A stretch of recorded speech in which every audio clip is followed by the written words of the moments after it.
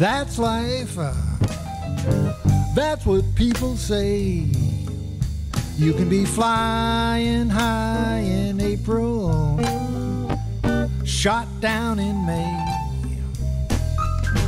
I ain't gonna let it get me down, as long as this big old world keeps us spinning round. Don't you know that's life? Hey baby, yeah, that's what people say. They be flying high in April, shot down in May.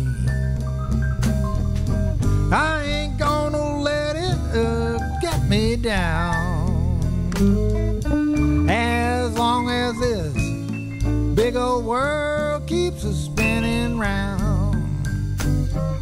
I've been a puppet, a pirate, a pauper, a poet, a pawn and a king. I've been up and down and over and around. I learned one thing each time I find myself falling flat on my face. I just pick myself up and get back in the race. That's life. Hey baby, funny how it may seem, I've seen people get their kicks stomping on a dream. I ain't gonna let it get me down, as long as this big old world keeps us spinning round. Hey, don't you know that's life, baby? As long as this big old world keeps us spinning round. Yeah, baby, I ain't gonna let it get me down.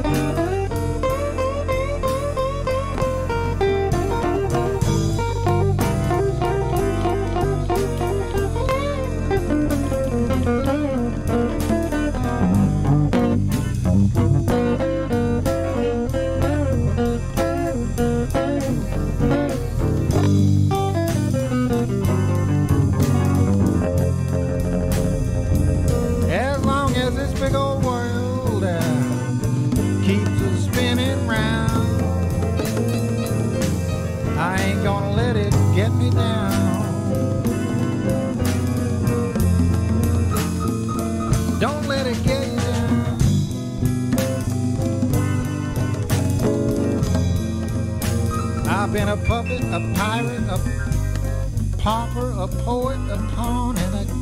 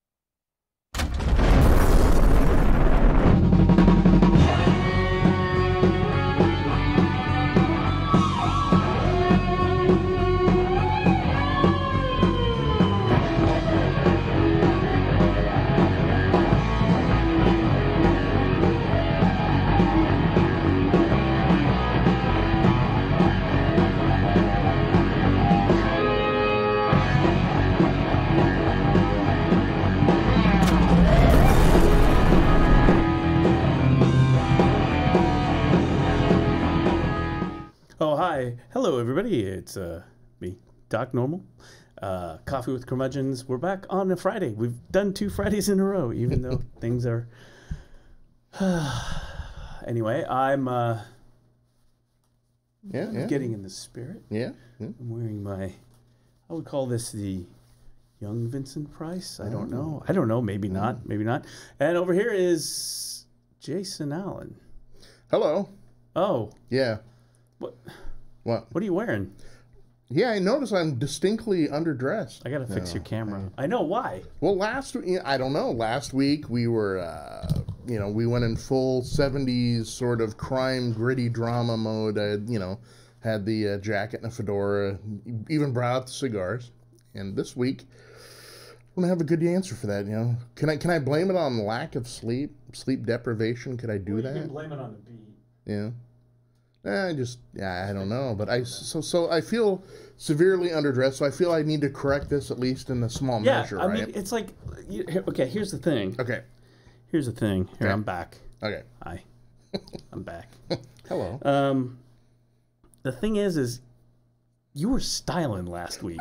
I was in it. I mean, I was like, okay, this is the Jason. I mean, you had. Oh, should I? I think I can pull it up. Oh, okay. Yeah. Do I have it? I must have it on this computer, you would think. Yeah, under graphics. Let's take a look at that. Oh, look. Hang on. What is that I hear in my earpiece? Hello? Hi, thank you for calling Coffee with Curmudgeons. Hello, how you doing? Hey, is this a radio program? This is. Hello, you are on the air right now. Hello there. Is this America? This is America at the moment. Yeah, well, what was it like a moment ago? America. Oh, well, what's it going to be next? I don't stick around far enough into the hour.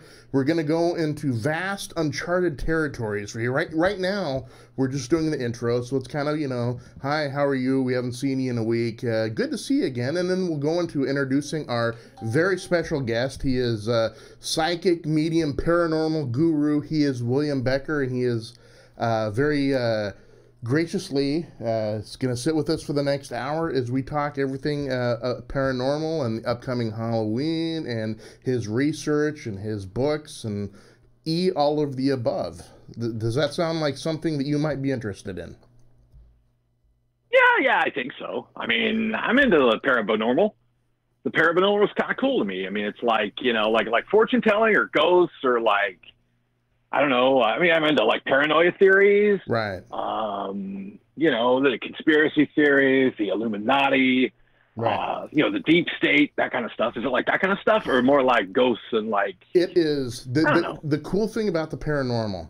It is such a rich and diverse tent, if you will, that it's it's all it's all of the above. I mean, the great thing about William is not only is he a world-renowned psychic medium and paranormal investigator, but he's also a very prolific and just incredible author.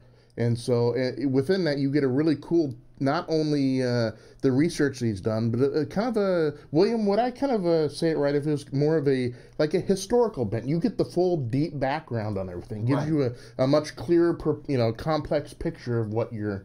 Right, that's what I like to put together. That's what makes it exciting for me.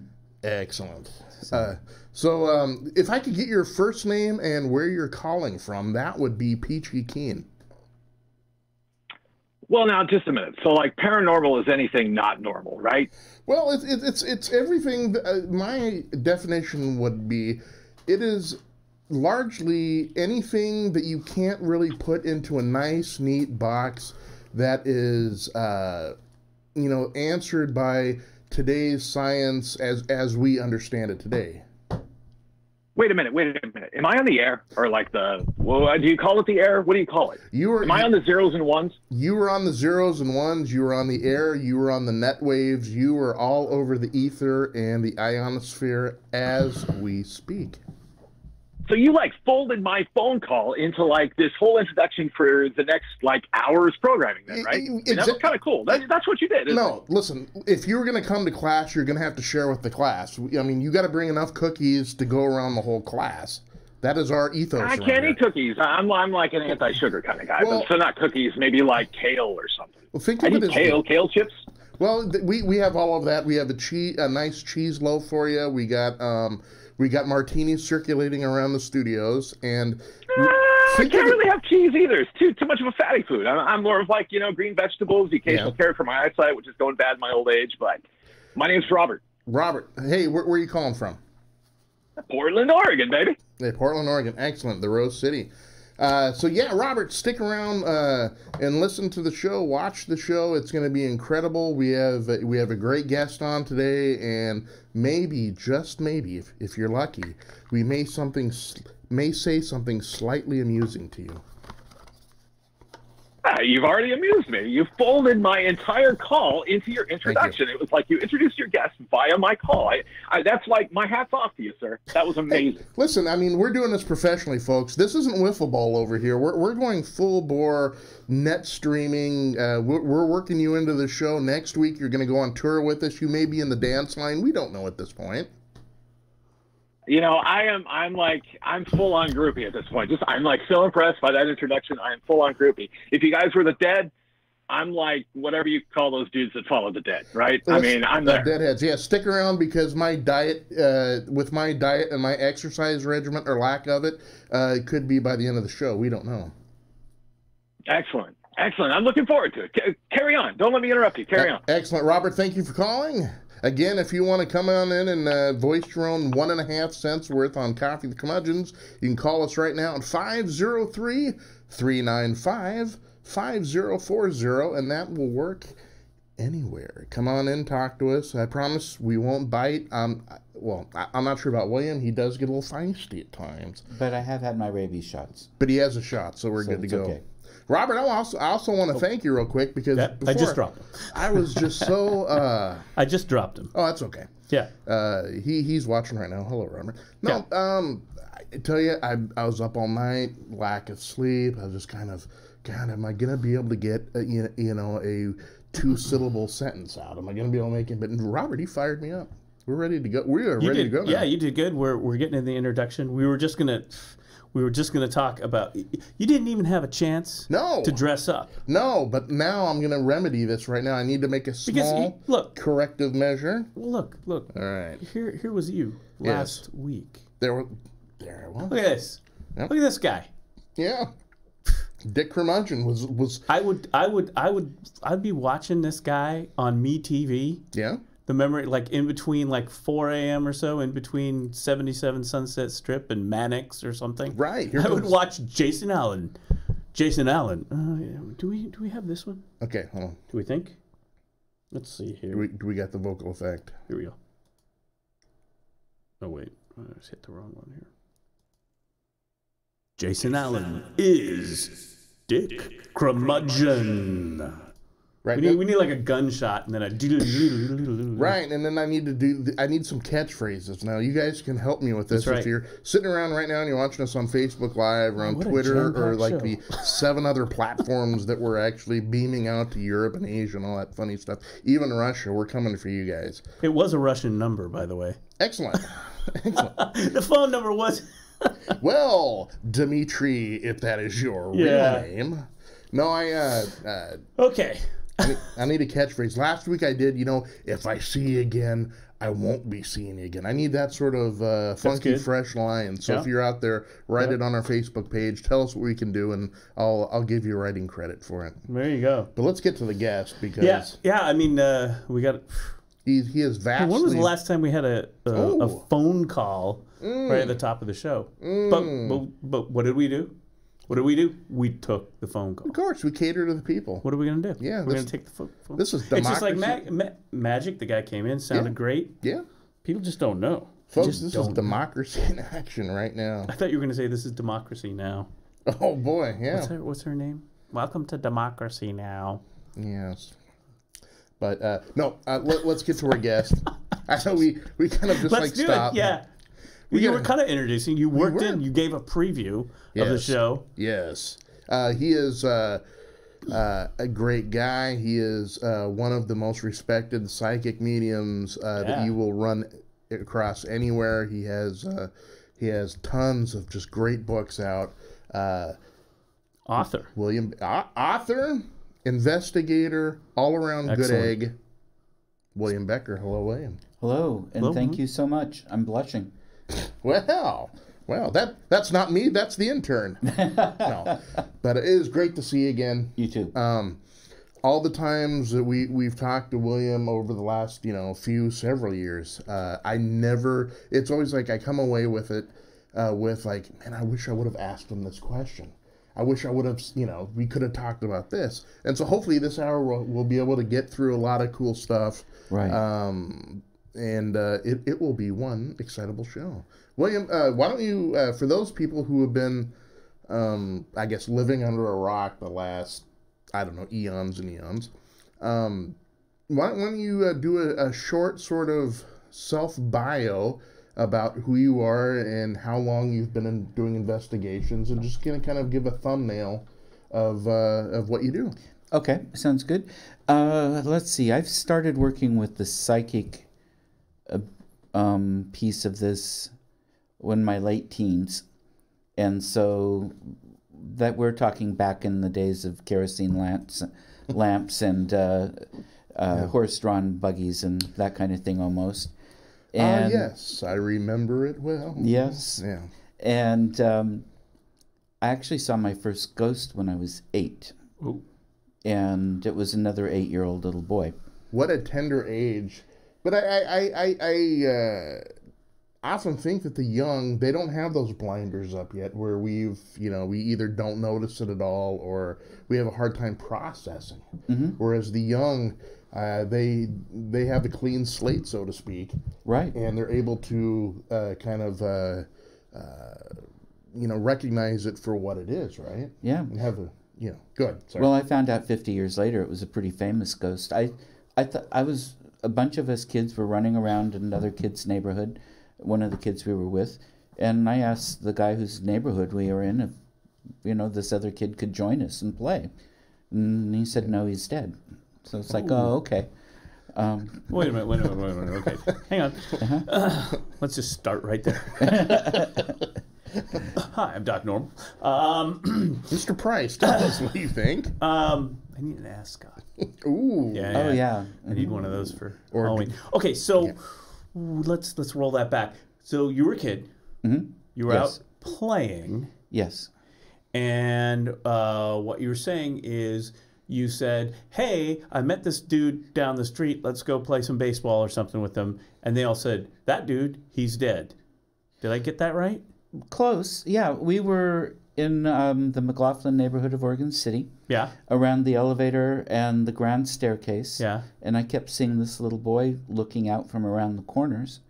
And he looked like the elevator or something? Or that? Yeah, we've got, or Oregon City has the only one in North America, an outdoor municipal elevator. Yeah. And it's pretty cool. And then the grand staircase comes down at the bottom. Mm-hmm. So if you want to climb the 130-foot cliff, you can take the stairs or take the elevator.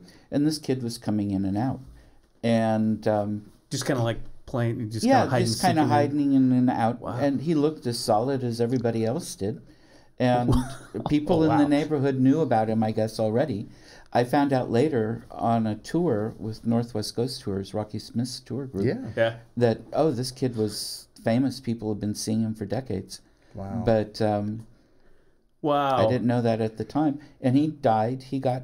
I used to do the downtown tour, some of the tours for Rocky, and so I did more research on this little boy. And he died in 1913 of a typhoid epidemic, it seems like, and probably from the spring or the creek that was running right through that area that we saw him, because he liked to play in that creek. Wow. So turns out he had a hell of a curveball too. So if you signed him up for your little league team, it'd be like, hey, let's get Johnny the Ghost. He'll pitch. He's captain of our stickball team. Yeah, exactly. Wow. Okay. So there it is. So 8 years old. Yeah. Yeah. Okay. Now, when they told the 8-year-old version of yourself that this boy is not, he passed on. How did the 8-year-old William Becker deal with that? I mean, because at 8 years old, I can imagine with me, it would just like, first of all, it'd go through 3 phases. Phase number 1, huh? Yeah.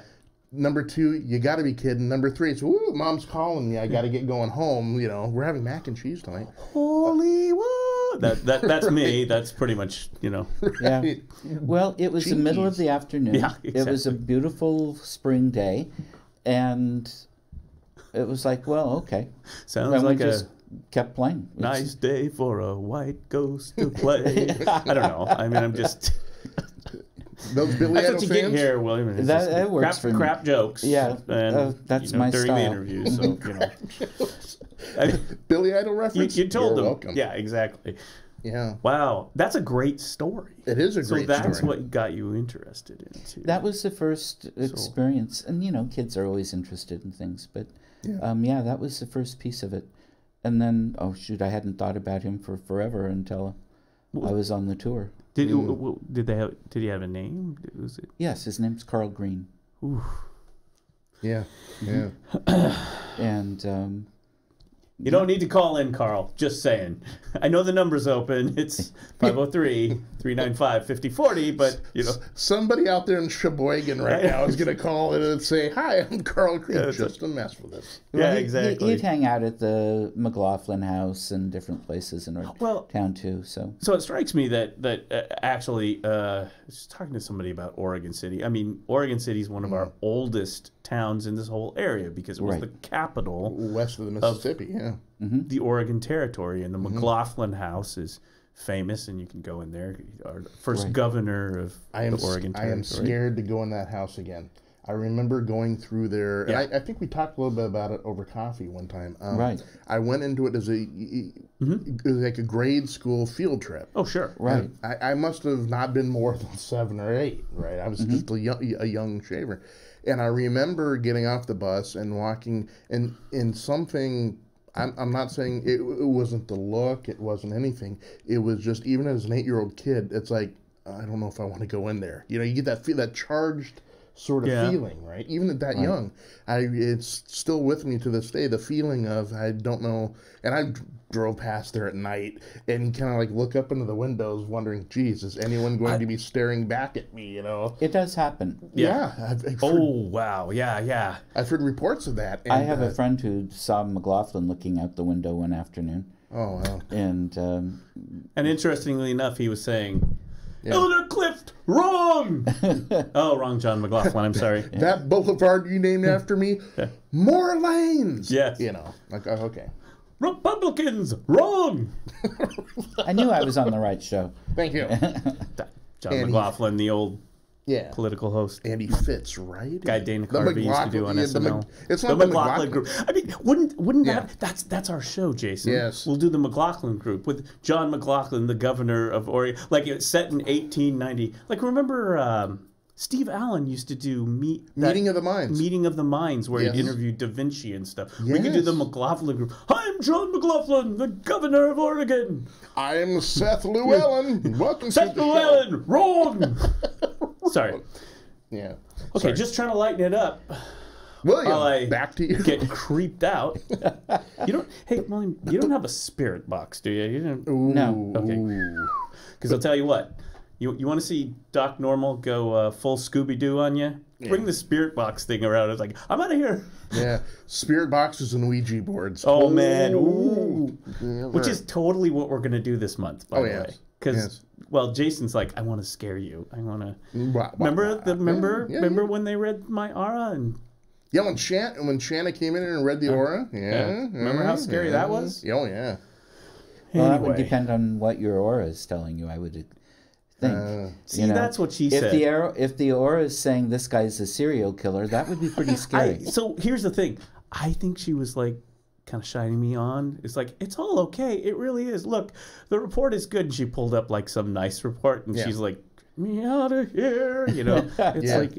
Anyway. I wasn't that blessed. She looked at me and said, you have the same aura as Buddy Hackett. And wait a minute. Hey, that's not so bad. No, I'm kidding. But no, segue back and dovetail. The McLaughlin still is. I'm now freshly minted 49-year-old, and whenever I go up Singer Hill and we go go past. You can't go in there. Oh, I want to. I want to dare myself to do it. I know where we're going on a field trip. Okay. Yeah, I went in there like for I don't know, a few years back with the kids. Yeah, because it was like the whole here's a historic thing you need to do. Yeah. And I remember going there, finding out it was closed or it was just closing, right? Yeah. Toward it was like, you got to go walk around Oregon City and check this out. This is historic. This is a cool place. Yeah. And then it was like walking around, and then what happened? Then it was, maybe it's still open. Then it was just closing, and I can't remember if it was like just sort of got in on private tour, but it was, I think the kids were creeped out. I think it was creepy. Yeah. It was like, I was being more like kind of a dad kind of a guy going, come on, this is history. Look at that. Oh, look, creepy dolls in the bed. That's not creepy. Well, let's go, father-daughter bonding time. And the creepy dolls in the bed are the Ermatinger house. The creepy dolls don't stay in the bed. Oh, is that, so... That's one of the houses. Blocks. Yeah, that's a couple blocks away. You know, I have been in that house at some point in my life, taking a tour, and I know which one you're talking about. Yeah. Because I was confused in adulthood about the McLaughlin house and that house, and then it was like, oh yeah, this is the McLaughlin house. Because this is kind of, what would you say, austere, kind of like, I mean, it's not. It's a small Georgian mansion. Yeah. And well, that's the McLaughlin house. Yeah, yeah. And the Ermatinger house is an American style. I think it's a revival or something style. I can't remember. I'm on the Friends group. I've done living history at the Ermatinger house. I've been a trustee and a officer at the McLaughlin Memorial Association. I'm just a plain old member now. It's a lot easier. But and so I've been in the places, quite a bit. And the McLaughlin house, the Forest or Park Service owns it now. Yes, and they won't talk about ghosts. Right. So rangers in the past would call me to give the ghost stories outside. Right, because the rangers, I remember that. Then they'd give the other stories inside. And so these old houses that are. So how old is the McLaughlin house? 1845. So 1845. Okay. Before Oregon and Washington, before we all became actual states. This is like territories. Civil War. Remember that? Yeah. Remember Oregon that one? City was incorporated in 44. I don't think we were a territory until 49. Yeah, and then the state in 59. Okay. Yeah. Right. So I don't think back then wasn't classified as really. I mean, this was the front lines. Hudson's Bay Company was pretty much just running everything. Right. I mean, that was it. Right. Yeah. From up out of British Columbia. So the whole territory was considered an entire territory from British Columbia all the way down. Yeah. Down here. Yeah. So, when I think of that time back then, I think of the duality of John McLaughlin, Oregon City, but then to me the only other thing that I think of that was around then, of course, was Fort Vancouver. Yeah, and so which he'd been the proctor of. He was the boss. Yeah, right. Yeah, but I know exactly what you're talking about, that austere northeastern sort of Puritan almost architecture, right. And it has a certain sort of gravitas to it that you wouldn't find in like more home. So you go through these houses, right? And it's like, okay, there's a bed, there's furniture, right? Okay, antique roadshow, great. There's maybe pictures, silverware. Silverware's great. Sure, okay, good spoons, cups, maybe a few some things. Some books. Old lantern on the thing next to lantern. That's good. Candelabra. Then it's like then it's some pictures. But paintings of the wilderness, fine. Sure. Maybe some paintings of couple portraits. People. Yeah. Then you start to get a little bit. I don't know. Yeah. Then it's the beds. Yes. It's like. Yeah. And then it comes to that point. The creepy doll. Yep. The creepy, like the children, Yep. the children's toy and the doll. And that's where all of a sudden, Yep. Scooby-Doo. The vibes. Like, you know, Right. it's like, Right. let's get out of here, Shaggy. Right. You know what I mean? It's the dolls and then the rocking chair over in the corner that just kind of starts just a little bit. That gets me every time. Yeah. Well, so what is it? Oh, go ahead. No. I mean, what is it? Is that an actual thing, or is that just my Scooby sense? It could be. It just depends. Now, the rocking chair at the McLaughlin house, people used to say McLaughlin would rock in it. But they found out that the house had been in such bad shape at this point that if you step on a board on one end of the parlor, it would set the rocking chair rocking at the other end. Oh, man. Yep. I could just see those Rangers. Watch this. Right. Step on the board. Well, and one of the good things since the Park Service took over the house, they have fixed it up a bit. They did. I remember that they shut it down and had to renovate everything because the thing was pretty much rotten. Oh, that was part of why we sold it. It was basically it was falling apart, and the association couldn't maintain it, right? Because they had the Barclay House as well, and they're both. Some of the stories about the McLaughlin house are just stories. Some of them back in the old days were invented to increase ticket sales. That's always good. But there are real ones, and I have heard the piano play at 11 o'clock at night. Ooh. And, So some of it's for real. And it does have, you can tell where McLaughlin was when he was dying. And Turns out McLaughlin was a big Dave Brubeck fan. He was. Unwind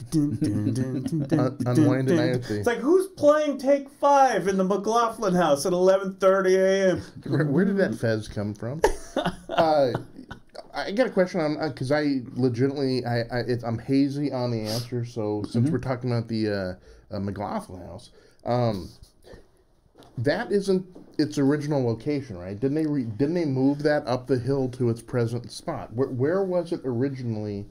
It was down in the mill site. Oregon City started down in that area, and even when my dad was a kid and such, you could still get way into that mill site because a lot of, it hadn't spread out as far, and the Electric Hotel was there, and one of the old opera houses was down in that area. And the mill site is really down by the river where the falls are and all that. Right. It's still you can still see the mills there. Right. They're close, but it basically starts about 5th Street and goes to the waterfalls. Yeah. And back the riverbanks. Which is back in the day, that was where it all was. I think his house was somewhere around 2nd or 3rd Street. Mm-hmm. And the mill was expanding, and it's a long, complicated story. Anyway, the McLaughlin Memorial Association wound up with the house with the provision that they move it and set it up as a museum. Yeah. So they did, and they moved it up Singer Hill with one horse. It's incredible. You think about the logistics of that nowadays.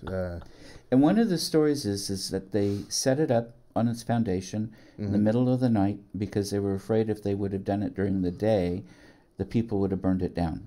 Wow. A lot of people didn't want the house saved.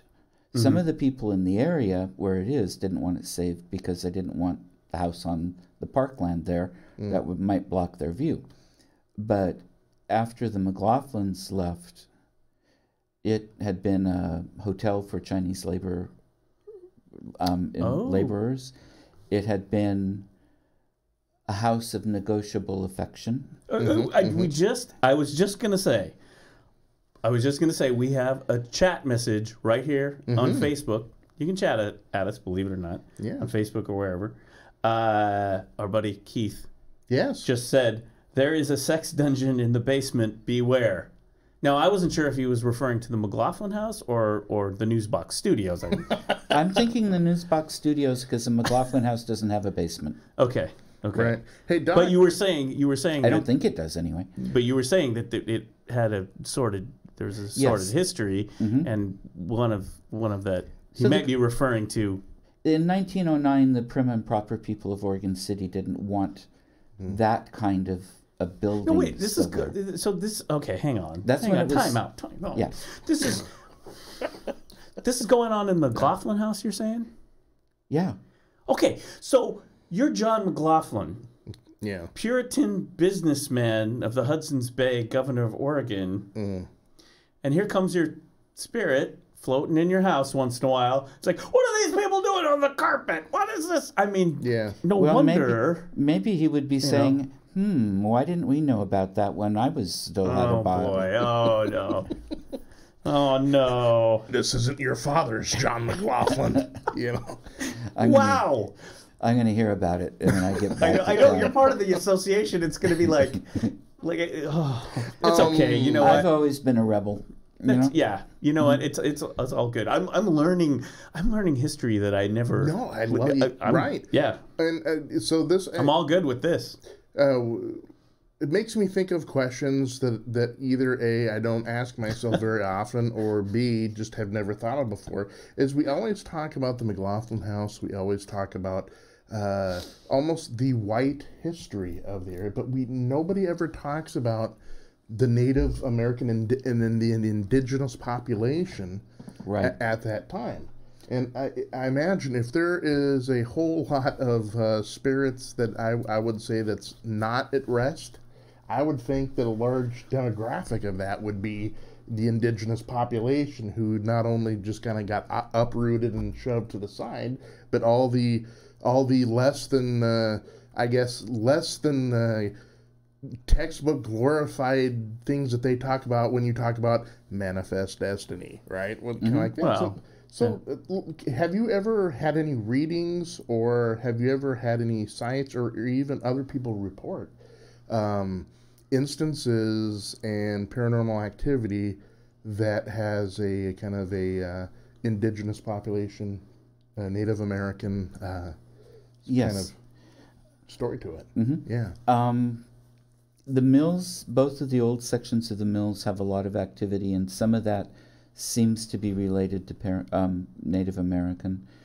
By the time the settlers got to Oregon City, there were only about 660 natives, indigenous people in the whole area. Yeah. The disease had come out with the trappers. Tribes would get weak and they'd fight each other. They used to kill each other off too. They didn't take just us. We did a pretty good job of it too, unfortunately. But there was so many pieces stressing them, and then taking over lands and such. It was a problem. But there are a couple of places where I've had a lot of reaction. One of them is in an area where the 5 men that were held accountable for the Whitman murder were hung in that area. And when I would talk about that story and how it was all a sham, those men didn't do it. They weren't at the massacre. And the eyewitnesses that placed them there weren't at the massacre. So we're talking like just scapegoating at that time. Oh, yeah. In fact, the whole trial was illegal. The territory didn't even have the legal ability to do what they did. Well, that never happened back in... We had our or own even in modern history. homegrown Judge Roy Bean, right? Yeah. Exactly. Judge. Yeah. And it was an appeasement, basically, that kept war from happening. But often I'd get a sense of the settlers being relieved to have the truth out. But I've had people back there that have felt choked before I tell the story. I've had whole groups back there that felt pressure on them, on their throats, before I would tell the story. That would be from those 5 men. Yeah. I had one client back there on a tour that she was coughing so hard we had to leave. And as soon as we got out, she was fine. And I hadn't told the stories about the hanging yet. Oh. There's another place. It's part of where the Oregon Trail went south from Oregon City, down to California, down the valley into California. And there's an old cemetery there that I had permission to go to alone at night. I'm not going to give exact locations because of vandalism. And you went to a lonely, dark cemetery at night willingly. Yeah. The problem I had was it's about a half a mile walk in, and it's all woods, and you can't see houses, and I'm afraid of the living in the dark, not the dead. Right. Yeah. Mm-hmm. I'm a city boy. You don't go in dark places at night when there aren't a bunch of people around that you can call 911 or something, you know? Yeah. Sure. And on my way out of that, I had my pant leg pulled. And I thought, piece of brush. Then I stopped and looked, and there wasn't any brush. And I thought, okay, somebody's trying to get my attention. Yeah. And it was, I actually write about it in this book. Excellent. That I did with Devin Conway Groves is a professional photographer, and he did the photographs on this book. And the title of the book is? Paranormal Insights, a visual parahistory of Oregon and Washington. So awesome. That's the first one I have out. And you can get it through Amazon through my website. Yeah, I was just going to pull up the website here. Yeah. Here it is, right here. Give me a second. And it's one of the last pieces, I think, in there. Yeah. But the natives wanted their story told. And what happens when the tribes are decimated by disease and then by violence, and how intertribal and intertribal violence was also degrading the population, and just how far a society can go when you have people that have been marginalized and abused. And kind of back to, I mean, we've got a lot to talk about here, and we got your website and all that.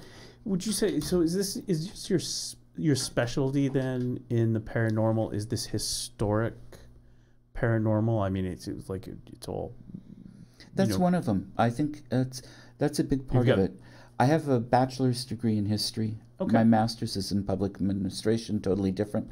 But I'm still kicking myself that I didn't go for a PhD in history and archaeology. Mm. And so those points together, and being able to see that history come alive, makes the whole area richer. And when you can see the people that were there before, it makes the experience of life richer.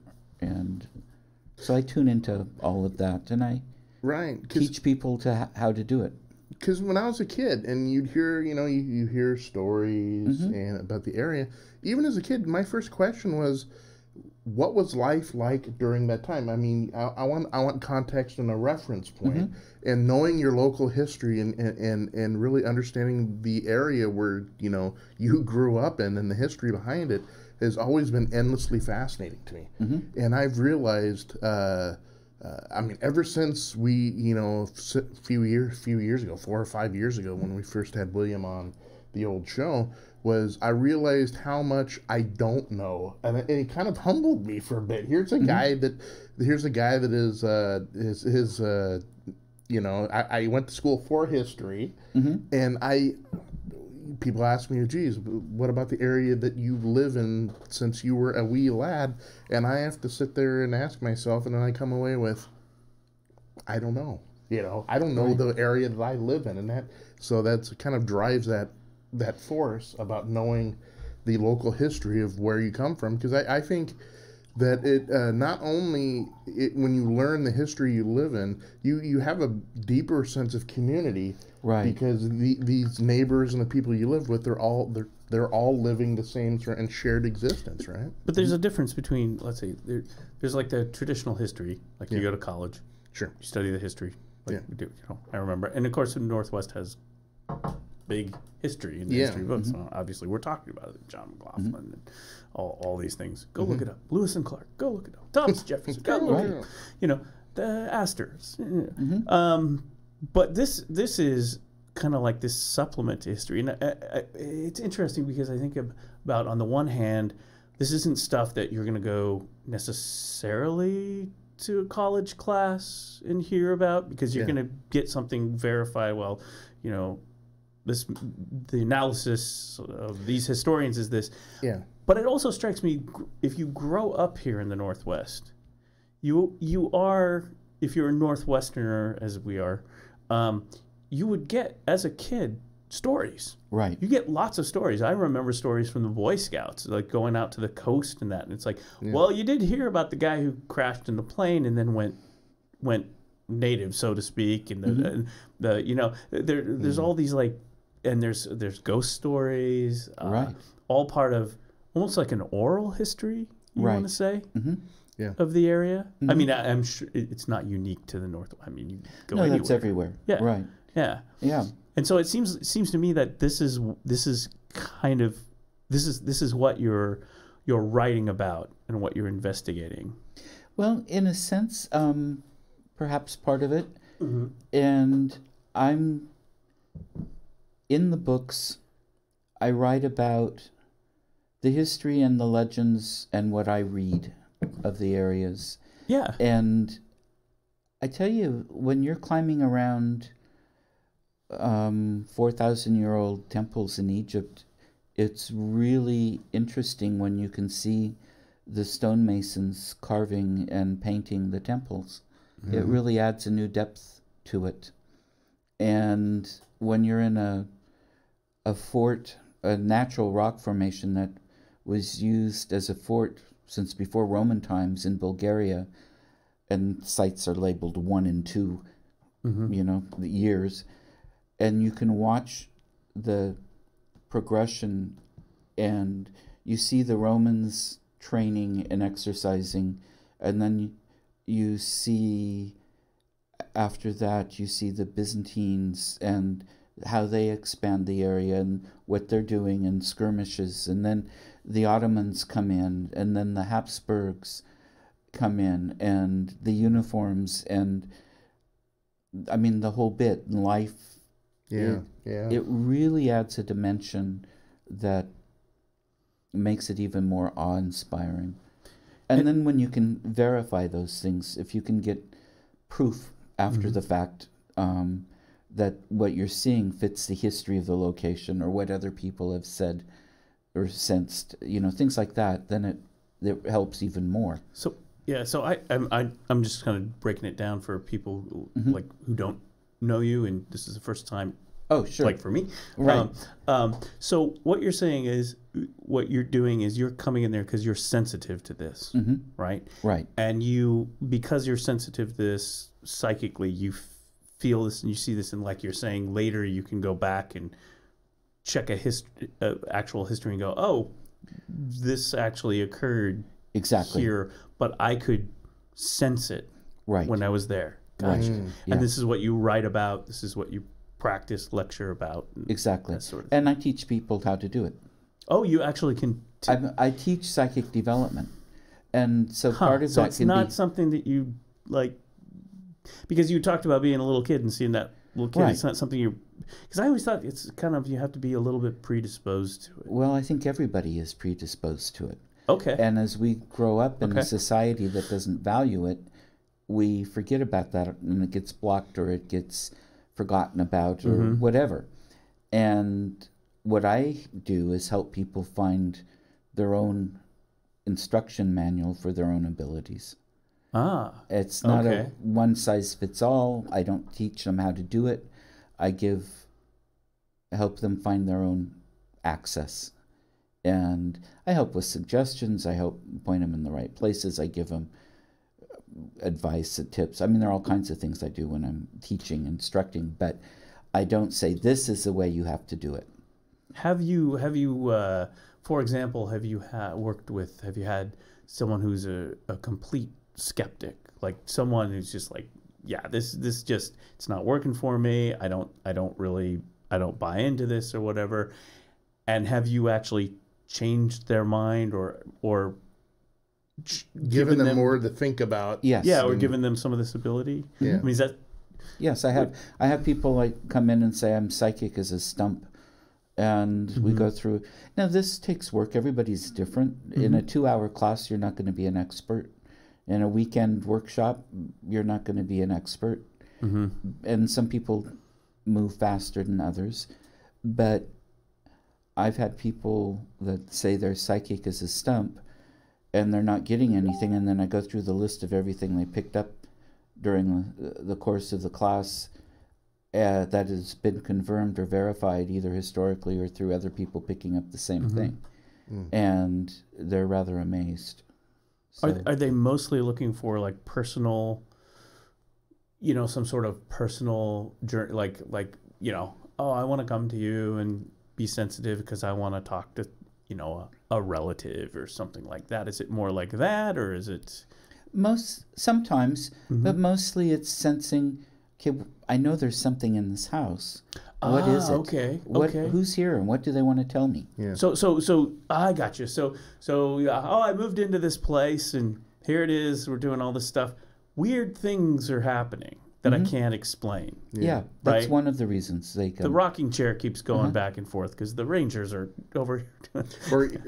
or even feeling the certain energy of the place. Getting the creeps or something. Exactly. And a lot of people, I mean, they have that universal thing of, okay, I feel this, but it helps when someone says, this is why you're feeling it, and maybe some things to think about you haven't thought before, and connect to look at stuff in a brand new angle or way. Exactly. And so many places, I mean, what we don't know, we tend to fear as a species. We're wired to fear. Yeah. Fight or flight, man. Yeah. We're not built to fight off the big predators. We're built to outsmart them and run away from them. Right. And so when you can walk in and I've had so many people say, oh, there's something horrible in my house, I want it gone. Well, it's because I didn't understand it. And when you can introduce it to them and they can see what's really going on, it's like, oh, this is cool. Yeah, they can stay. But the unknown creates the fear. It's like the kid seeing the monster on the wall in the storm in the bedroom. And when you pull back the shade, you find that it's the moonlight coming through the tree branches, waving in the wind, going through the shade. Reflecting on the shadow on the wall. Gotcha. Yeah. And that's not scary anymore. It's a beautiful thing. That's pretty much it. It's like, it's just the wind. Look at that, the wind. Yeah, it's just great grandpa somebody. Or, this guy is cranky, but he's not evil. He's a demon. He's not a demon. He's cranky. Talk to him and make him laugh, and you'll be fine. It turns out there's this woman speaking to me out of the blue. I don't know which. Oh, wait a minute. I forgot to mute my Amazon Echo. Never mind. That too. Right. Yeah. Now, when you were going through college, and obviously you're studying history and all this and stuff starting to get filled in. When you first decided, I'm going to do this and share my experiences and how to unlock, how did you make that transition from somebody who studies it to teaching someone the applicable, like getting in touch with their own innate, psychic and or just I don't even think of it as like psychic. I think it's just regular human abilities that we just don't access a whole lot. Kind of like it's the appendix of the paranormal world. Anyway, no, I'm sorry. But how do when you reach that point, what was it like for you? Saying, okay, not only did I study this, but I want to do this. I feel this is a vocation. For myself. It was a natural progression. The timing was right. I was helping take care of my parents who had been having all kinds of health problems. Sure. And there wasn't a regular 9-to-5 job at the time, and there couldn't have been, not to do what they needed. And I had developed well enough. My therapist was telling me to go do this and charge for it. And I had enough confirmation about my ability to do the reading as well as the teaching, that it was a normal step to go. Gotcha. And I love it, and it is a vocation. I love giving readings, but I like teaching even more. Excellent. Yeah. Well, it seems like you're meeting people, and people are interested. People are always interested, and like I'm trying to imagine people who come to you, and whether it's your events, your seminar, whatever it is, come to you, and that idea of, which I think is universal. Everyone's had that. Mm-hmm. I got this creepy thing going on over here. I can't figure it out. Yeah. I need help. Who are you going to call? Right. Oh. Right. But and so you have people who are willing. I always think about the because I always like the skeptics too. The bringing the science and the. But there's always there's room for that too. Yeah. Because sometimes the psychic and the science can work together to give. The science isn't going to tell you what's there. Mm-hmm. It's only going to tell you there's an anomaly there. Mm-hmm. But when you have that anomaly showing up with the psychic piece, it helps give credit to both of them to a degree. It's not proof, but it's a little bit more validation. Yeah. It gives you another piece to the puzzle. And I like working with teams that are good and, adding that piece into it. Gotcha. A good psychic can be valuable with EVP sessions. Yeah. Because you're hearing answers, you're seeing things. And there it is, the EVPs. Yeah. There he goes. There he goes. Yeah. You know what's going to happen, the EVPs.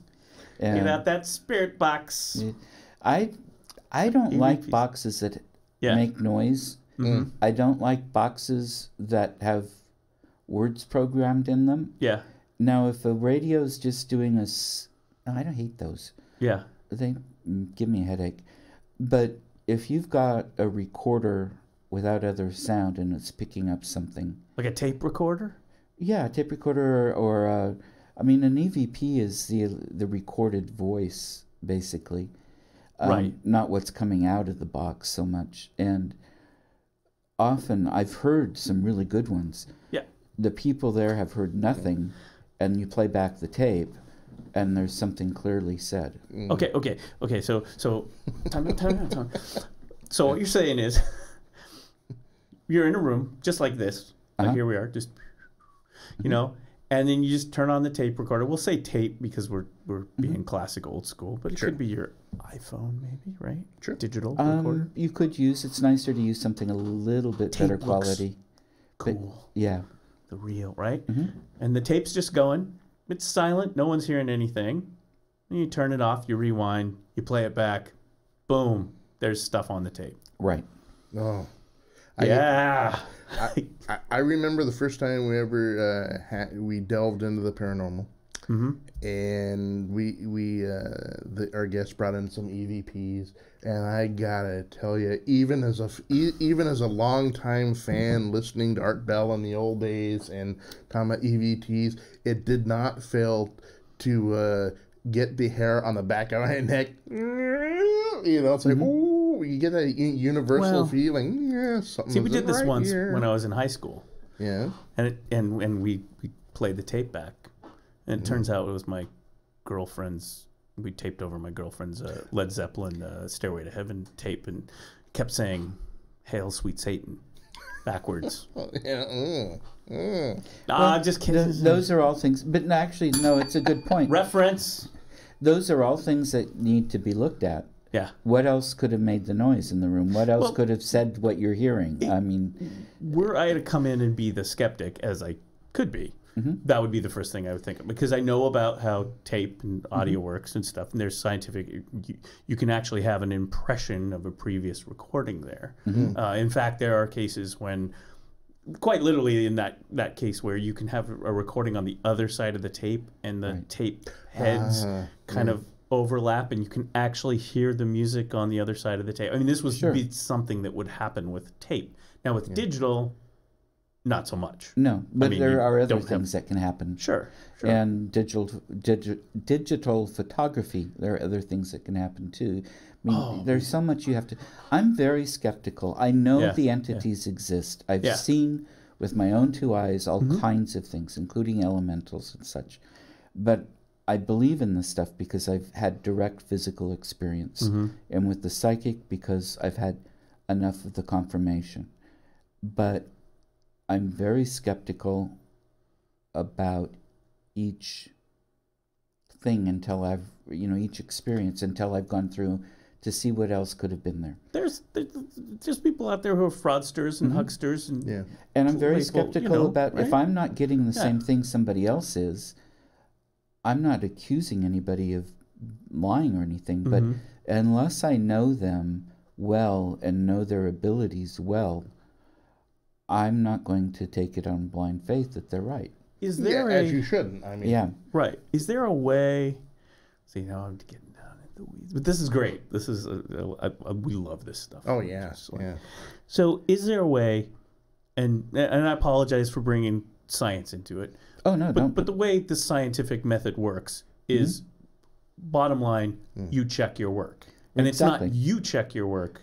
Your peers do. Your peers check your work. It's all peer reviewed, and then it becomes scientific fact. Once it's gone through the peer review process. You know, we did this experiment, and we came back and we got this result. Your peers go and do the same experiment. Get the same result. And now that is a proven fact in science. That's how the scientific method works, right? Exactly. From theory to fact. Empirical fact. Right. Is there something in your methodology with the paranormal where you check yourself? Either somehow there's a diagnostic that you yourself do or peer, or is that just not part of what you can do? With what I do, with the psychic pieces of it, partly I know how it feels and where it's coming from in my brain. Sure. And so I know when it's coming from there, it's probably a psychic kick. Now, I use the word probably.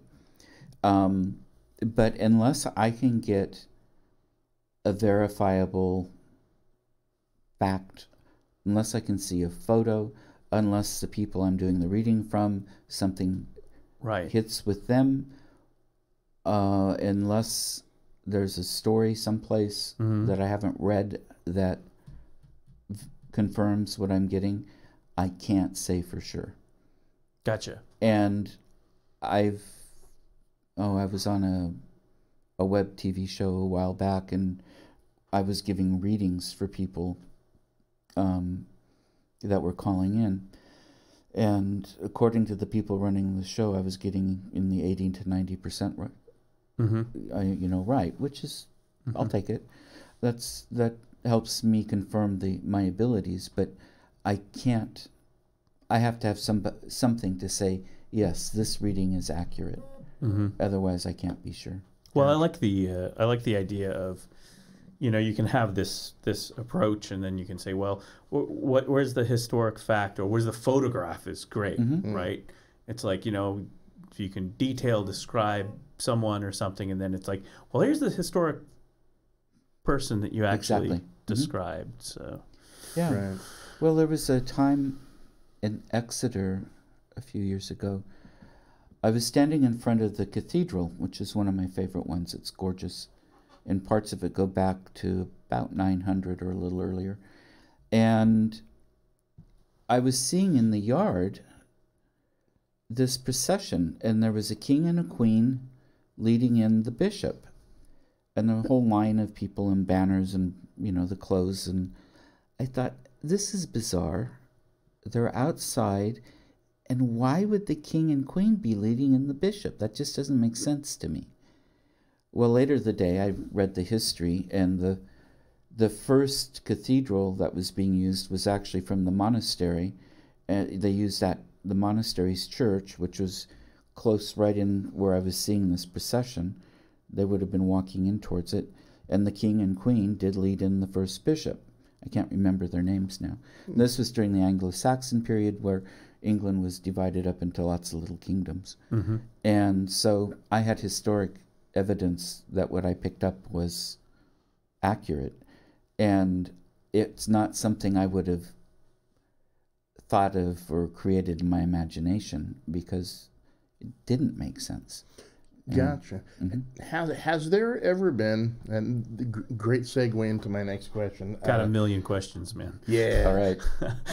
Is there anything that you've learned through experience and doing the investigation that kind of, I won't say contradicts, but you get a different interpretation than what is widely written in some textbook somewhere? Have you, because you sense and you see these impressions from the days gone by. Have you ever come back with anything that like I said, doesn't contradict textbooks, but just is a little different than what the perceived historical context is of that?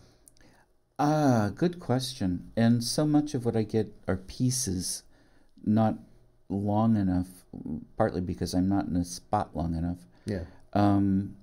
I haven't yet, but I have gotten a lot of things that go along with the textbooks or add color to what would other be black and white. Texture to it, yeah. Right.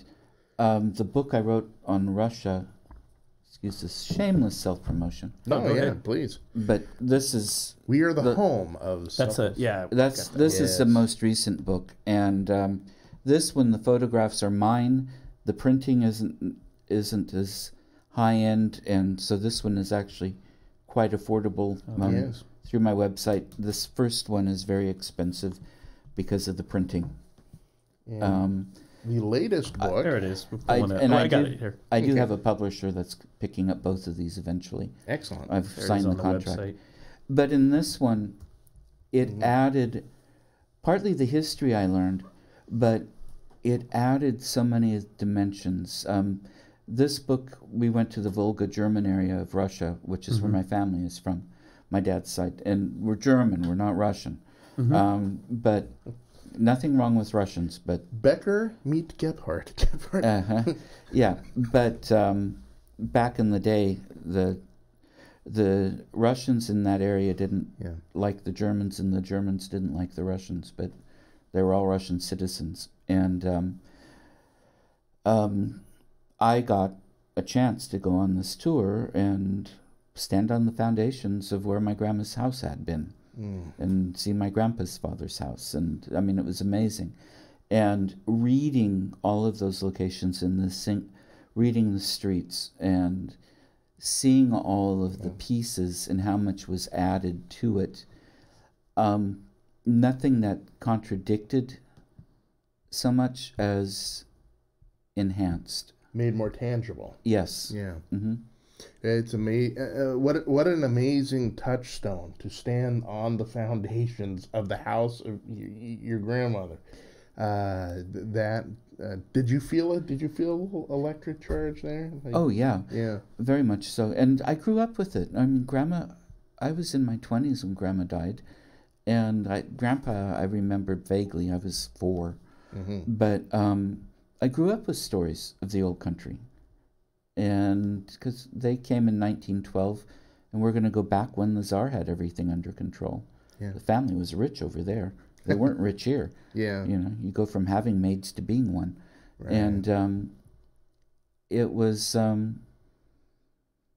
Grandma had made a map with some people, so we knew exactly where all the people had been. Yeah. And it was amazing. It was really very cool. There were 7 of us cousins that went on this tour. Half that particular tour were related. And then we wound up meeting a couple of distant cousins we didn't know we were related to on the tour. Yeah. Because there was a lot of genealogy work, too.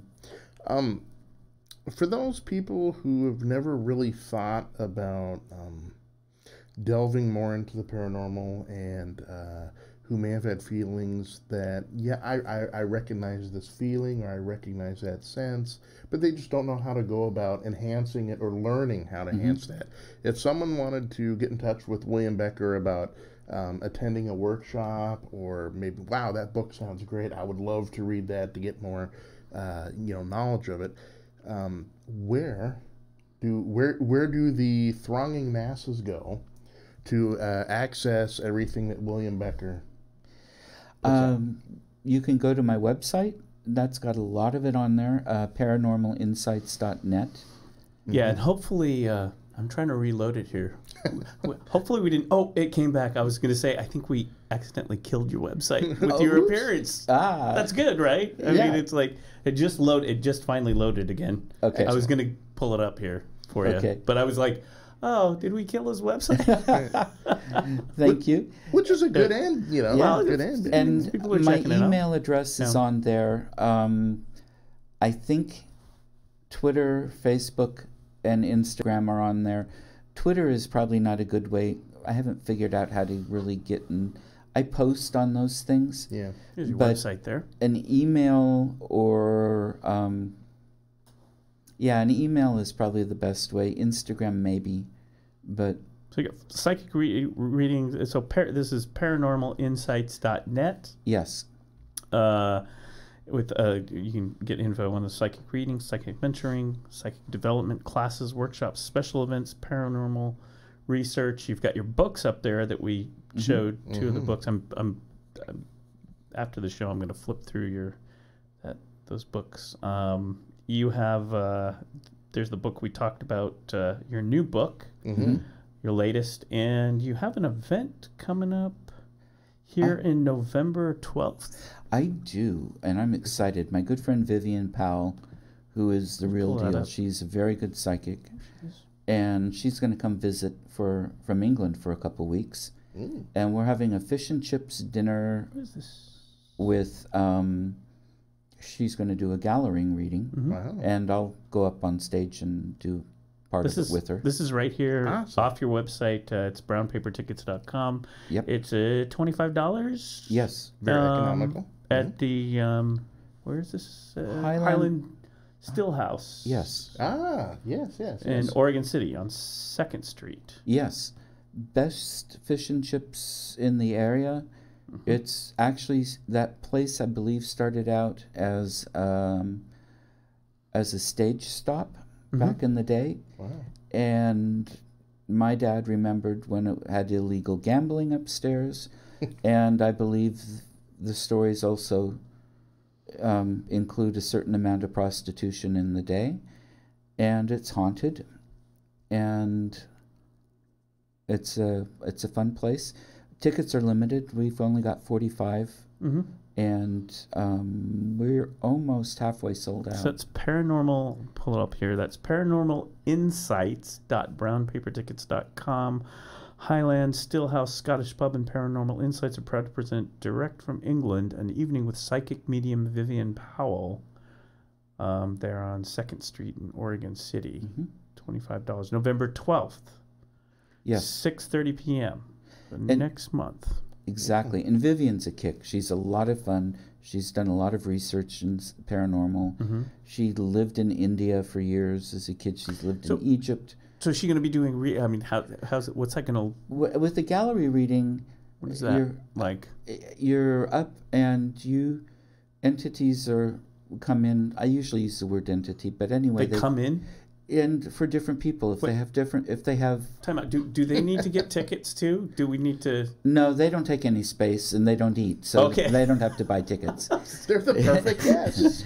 But good question. This is when William Becker looks at me and goes, "This guy's a jackass." No, I like it. So I just needed to get that out of there. It was a fair question, wasn't it, Jason? I mean, it's like Bob the medium. It's like, well, did you get your brown paper tickets, Bob? I mean, it's like. Well, I'm not going to eat much, really. I'm just going to fly in. And will there be spirit ushers in case someone tries to gate crash? Exactly. I mean, there's got to be comedic entities a little bit, too. Some of them are really characters. Yeah. You know, and some of them make people cry, and some people they would make people laugh. They wouldn't not appreciate the Doc Normal humor here, right? Sure. That's right. Hope not. Just keeping it real. Listen, I have a firm belief almost that passed on spirits and entities probably have a heck of a lot better sense of humor than a lot of living people. Yeah. Well, every contact I've had has reinforced that once we leave this body, what happens next is really good. Well, we're gonna. If you've got time, we still have time, so we're gonna get. I mean, I'm serious. Like this is just like I could. We could be here all night. I know. You know. Okay, but let's back to your event because that's real good. Yeah. So people, us mortals, are gonna have to buy the ticket. Yes. To go in. Okay, because you're gonna eat the fish and chips. Exactly. And there'll be a little money that goes to like beer too. and stuff. You can. They've got an incredible Scotch collection. Ooh, I like Scotch. And they have some. Now you're talking my language. Now you're talking my spirits. Okay. Yes. Time out. Yeah. There are times. This whole spirit thing. Well, when you're talking Scotch, now. There are times when mixing your spirits is a good thing. There we go. And they've got a great collection of scotches and other whiskeys. They've got beer. They've got a full bar. That's not included in the price. That's extra. Not. Yes. Tip your servers. Actually, the tip isn't even included in the price. There you go. So, which waiter do I tip? Do I tip my spirit waiter or my? I'm sorry. Anyway, so you're gonna go there. You're gonna get your ticket. You're gonna sit down. Order the ticket online first is the best way. So we know how many people are coming, and you actually get to come in instead of sitting outside in the rain. Okay. And then you're gonna come in, and you're gonna sit down, and then other entities are gonna come in there. Right. And Vivian and I. Well, you talk about who's here, and sometimes they tell you who they're here for. They often stand by who they're for. Oh, wow. And they have things to say to people. Yeah. And it's really quite amazing. If it were me and I were the spirit, I'd be like, you going to finish that scotch? I know, right? That can happen too. Yeah, it's amazing. I'm sorry. I mean, why did we invite this guy, right? Not you, me, not normal. It's like no, I think of like all the energy in a place where there's the gallery reading. Wow, you're in a place that has its own unique history itself, and I mean it's an old place. I have a hard time trying to get into your moccasins. And what is it like to being sitting up there and seeing all this would blow my mind. See, I want to go, but it's going to creep me out. I'm going to get all Scooby-Doo on you. I'm going to be like, ah! Wait a minute, can I get another scotch, please? Right, Right. Oh, call the Uber. The Stillhouse would love it. Have as many as you want. I'm sure they would. They've got some pretty high-end stuff there too. Yeah, I'm sure they do. I mean, a lot, not all of it. They've got prices for normal people like me, and they've got prices for. Believe me, anyone who drinks the fine whiskey knows exactly. Let's flash ahead. Let's flash ahead right now to this the gallery reading. William is going to have great patience. He's going to get up there. He's going to say something, and he's going to hear, like, somewhere in the back, two voices, Jinky, zoinks! And you're like, exactly. Doc, Jason, will you please shut up? I'm exactly. Sorry. Sorry. The little the running sound, the hard bar, with the, and there we go, out the door. It's like, holy. Okay, so bring it back. So you're going to be there. People are going to be there. Spirits are going to be there, and you're gonna do this. And you're actually what you said before we went off on a tangent and rudely interrupted you, is that you're going to there'll kind of be a roll call in a way, sort of. I hadn't thought about it that way, but kind of. And Vivian's the star. I'm just going to help her out. Okay. She doesn't need my help, but I enjoy doing the gallery readings too, and so we'll work together at it. And awesome. And I think on my publicity, I say that she's doing it, and I might show up on stage as well. Is it possible that some entities, since you're both going to be there, that some entities are more you're more sensitive to them as opposed to Vivian, and vice versa? Absolutely. Yeah.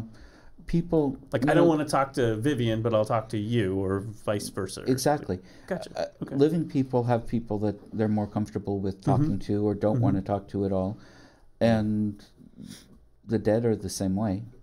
I find a lot of times. About that dead, breathing impaired is another way to say it. Oh, I like that. Yeah, I would like to take credit for that, but I can't remember which friend of mine said it first. Breathing. Yeah. But I use it. I just don't know who said it first. So let me ask you this question then. And I'm asking the intrepid, undaunted William Becker, who's been in situations where I would be running for the door you know, whoop, I'm gone. Has there been ever a point where the undaunted William Becker has been daunted? I mean, gone in someplace and it's like, even the seasoned investigator, where you're like, oh boy. That was number 8 on my list in my head. Okay. Yes. As a kid, maybe here and there, but what I've always been interested. Now, when I went into the cemetery and was coming back and had the Native Americans, I mean, backing up a little bit, one of the things I teach in my beginning classes is how people can shield themselves, protect themselves, and also filter, so they limit what comes to them. Shield themselves. From the different energy, the different beings, so that they can protect themselves. Like a demon? Like, well, I don't believe in demons. I haven't run across, but things psychic vampires? Psychic vampires, or there are negative, there are some things out there that aren't very nice. There's got to be a lot of negative. I mean, there are negative people exactly in the world. And so, you get all this. And some in so this it's room. a protect. You should see Some me sitting before at I've this had. desk. Why did the camera go to me? Yeah. No. You should see me before I've had my first cup of coffee. Yeah. And so it's just a protection that it's nice for people to have in their tool bag. I don't use it because I'm interested and I know I know my own abilities, I know my own strength, and they don't intimidate you're an me. expert. I mean, you've been doing this for a while. But yeah, and I get sometimes you get these entities and they blow themselves up to try to be big and scary, and you just look at them and say, "Oh, come on, really?" And they poof down and they run away. I've seen that. I've seen that in popular culture and stuff where you have a person like yourself even portrayed in films or whatever, and there's a haha, I'm going to scare you or whatever. And it's like, get out of here. Yeah, it's like, you don't want to tell him to go get a life, but you tell him to go away. Okay, now you're doing it. Now you guys are bad influences on me. I know, right? If you're the spirit, you're like, man, that's a low blow, William. Why did you have to go there? Yeah. Well, and technically, you could look at it another way because it's another part of life. Yeah. But anyway, I do that because walking back after I had my pant leg pulled, and I stopped, the energy was so strong and I couldn't make it out right away. I actually put up a shield for a second or two until I figured out what was there. And what was there were hundreds, if not thousands, of Native Americans wanting to hear their story and spread it. And I already talked about it a little bit. Yeah. And they wanted me to keep walking when they told me because it was their space. Gotcha. And I honor the entities that are there. When they say, no, I don't want to, I say, okay, we won't. And if they say, time to go, I say, okay, I'm leaving. Unless it's my hotel room or something like that, then it's like, we got to work this out. So they wanted you to leave. Yeah. And so I walked and they Yeah. showed me and told me the story. And oh wow! But that before I could see what was there, I just felt this intense energy that wasn't happy. That was a little daunting. So without giving away all your stuff that you teach, what is the shields up kind of thing, or is it just something like in the movies, right? You see someone and it's like portrayed like this. That's how I got to go. Well, you got like somebody with they get out their rosary, right, or something, or is it something like that, or is it? It could be, I guess. I tell people to start it deep within. There's a place that we can go inside where our soul connects to the universal. Is it a meditative state? It's something along those lines. It can be. Okay. It can be different things for different people, and that's part of what I tell them to do. But it's usually visualizing some kind of a protective layer so nothing can reach you. So when the Klingons are firing the taser, it bounces off the shield and doesn't get to you. Learning how to deflect any sort of energy coming your way. Right. And I tell people to start that within and push outward because you don't want to trap anything inside of Gotcha. that. And then a filter, you choose what you let in instead of... And sometimes, I use a filter sometimes simply because if you've got 25 entities all talking at once, you can't hear them all. and I can. It's like a teacher telling the classroom to please quiet down. And so one at I a can time. I can select a couple at a time to listen to by tuning down the background noise of everybody else. And I tell them what I'm doing, so I'm not rude, and why I'm doing it, and then I get to everybody. But, oh wow! So say like I decide I'm going to get into this. But say theoretically, Okay.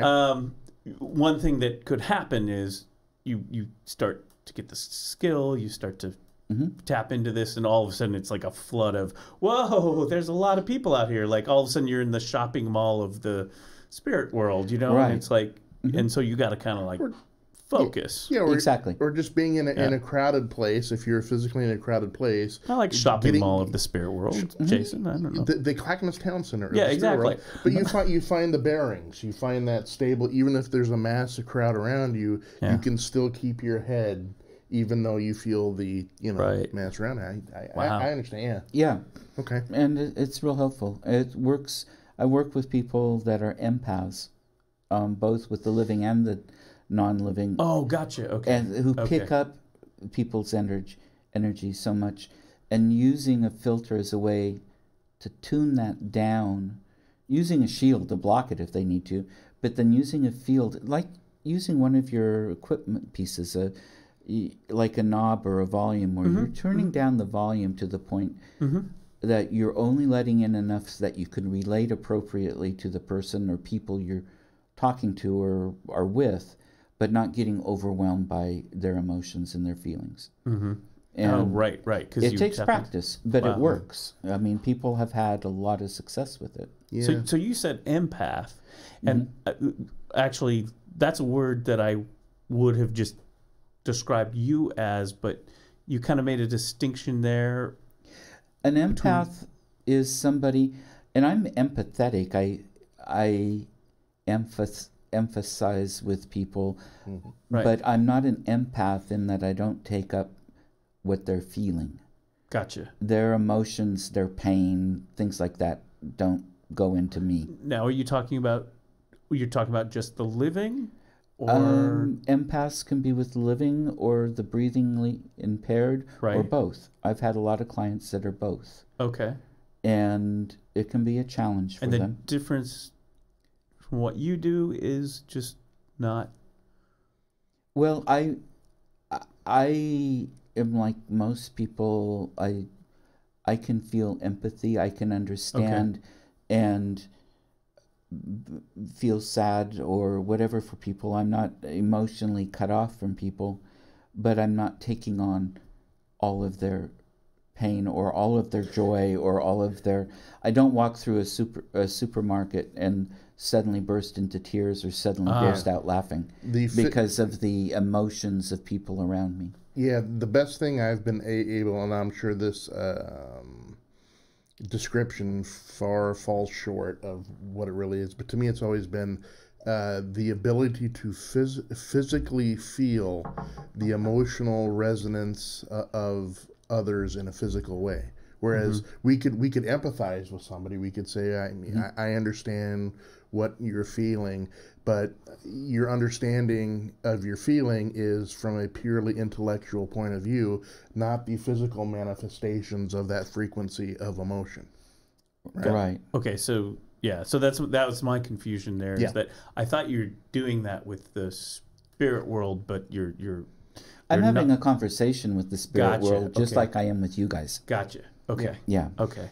But it's that difference that Jason was saying is just the right. You can because I think everyone's got a fundamental amount of what an empath of that, because I mean we've all gone into places, we've all gone into certain situations, and you can just and there's our vocabulary describes it. Man. It's the heavy feeling in the air, right? Or you something in that chill went up and down your neck. That to me that is the vocabulary that we have generated over time to describe what we can't fully understand. And that's not necessarily being an empath. That's noting that there's something here that's different. Right. Okay. And you're getting that physical, but it's not. Now, if you've if you're crying and your stomach feels like it's going to rip out of your body, then you might be experiencing the empathically the person who had bleeding ulcers or stomach cancer. I think I get it. I kind of drill down on that because I'm always interested in the terminologies. Like, are you an empath? No, I'm actually. You know what I mean? Yeah. And just I'm all new to this, so I like to explore it. The words and the names get confusing to me, and they kind of get mixed up. I don't like to box things. I tend to look at life in shades of gray and Technicolor. I'm not much into black and white. There's some stunning photography that way, but otherwise, it's there are too many nuances to just say it's this or that. Well, some people just in everyday life, people approach things intellectually. Yeah. Some people approach things emotionally. Emotionally. Yeah. And you might have two different people approach a situation. This one person is like, okay, I'm going to dissect this problem and try to fix it. And, on the other hand, you have someone who's completely connected to the emotion of the situation. If you're in an emergency situation, if your pilot's up there, you don't want a whole lot of empathy. You want the pilot to work the problem and land the plane. Yeah. Exactly. Right? In other cases, maybe with a therapist or whatever, or a friend or you don't necessarily want them to work the problem. You want to feel. Yeah. I would think that there's an intersection of both because and there are prototypes this and tropes of this because how many shows you've seen, how many books have you read that they all, when something is processing not only intellectually, but they always have that, I have my gut reaction. Right. It's in my gut. I have this hunch. Right. It's a gut. And to me, that's the intersection, right? Where people feel things at a kind of an emotional level. I got that gut instinct almost that kind of jibes with what you're trying to intellectualize and process at a cerebral level. Anyway. So I think, like I said, sorry, I'm learning. Oh, it's great. No, I love it. I love talking about these things and answering questions. And we have more. How are you doing? I'm fine. Okay, great. It'd be better with a scotch, but I know. And you just think that's water in your cup. Yeah. No, if that's a scotch, boy, you guys need to increase the budget a little bit. It's the new light scotch. So I'm trying to phrase this properly because this is something that every layperson, every person like me, and you're not going to hurt my feelings, is going to ask. It's the typical questions. It's like, well, you kind of talked about the cemetery, but what's truly like?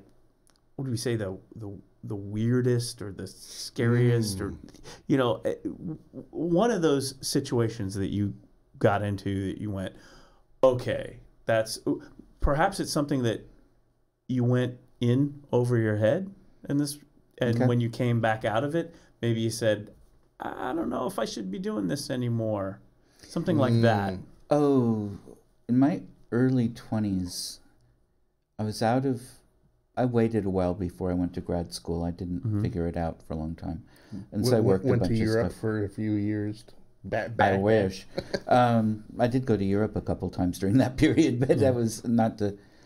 Oh. Anyway, that's another story. I'm specifically not talking about the bender you had in your college days. I know. We all have those. I'm talking about in the spirit world. And that's what I'm talking about. Is that the trip that we made to Amsterdam that one time? Yeah. Back in '92. Oh, you weren't supposed to talk about that. Sorry. Thank you, Judge Kavanaugh. What happened in Amsterdam stays in Amsterdam. Right.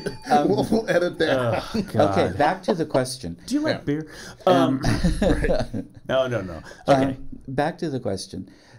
When I'm trying to phrase it. Sure. There was a time in the 20s, and I was doing a lot of work with these things, but on my own. And, friends of mine had a haunted house up in the West Hills and different things. But some of the people I worked with and the job I had and such at the time were also playing and doing things. I didn't know enough about paranormal. Yeah, and psychic stuff. And so it's a time of discovery for you. Right. You know. And they claim, I don't know what all they were doing, but I think they were dealing with all kinds of things they didn't know about. And I don't have specifics. And I didn't do anything that they were doing.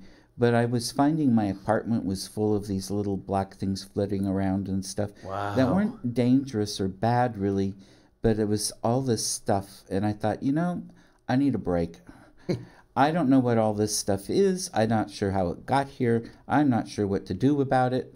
I'm taking a break. And so I did. And then I came back to it, and I knew what to do about it, and, it was fine. But I took a couple years off, basically, or stepped way back, not totally off, but stepped way back.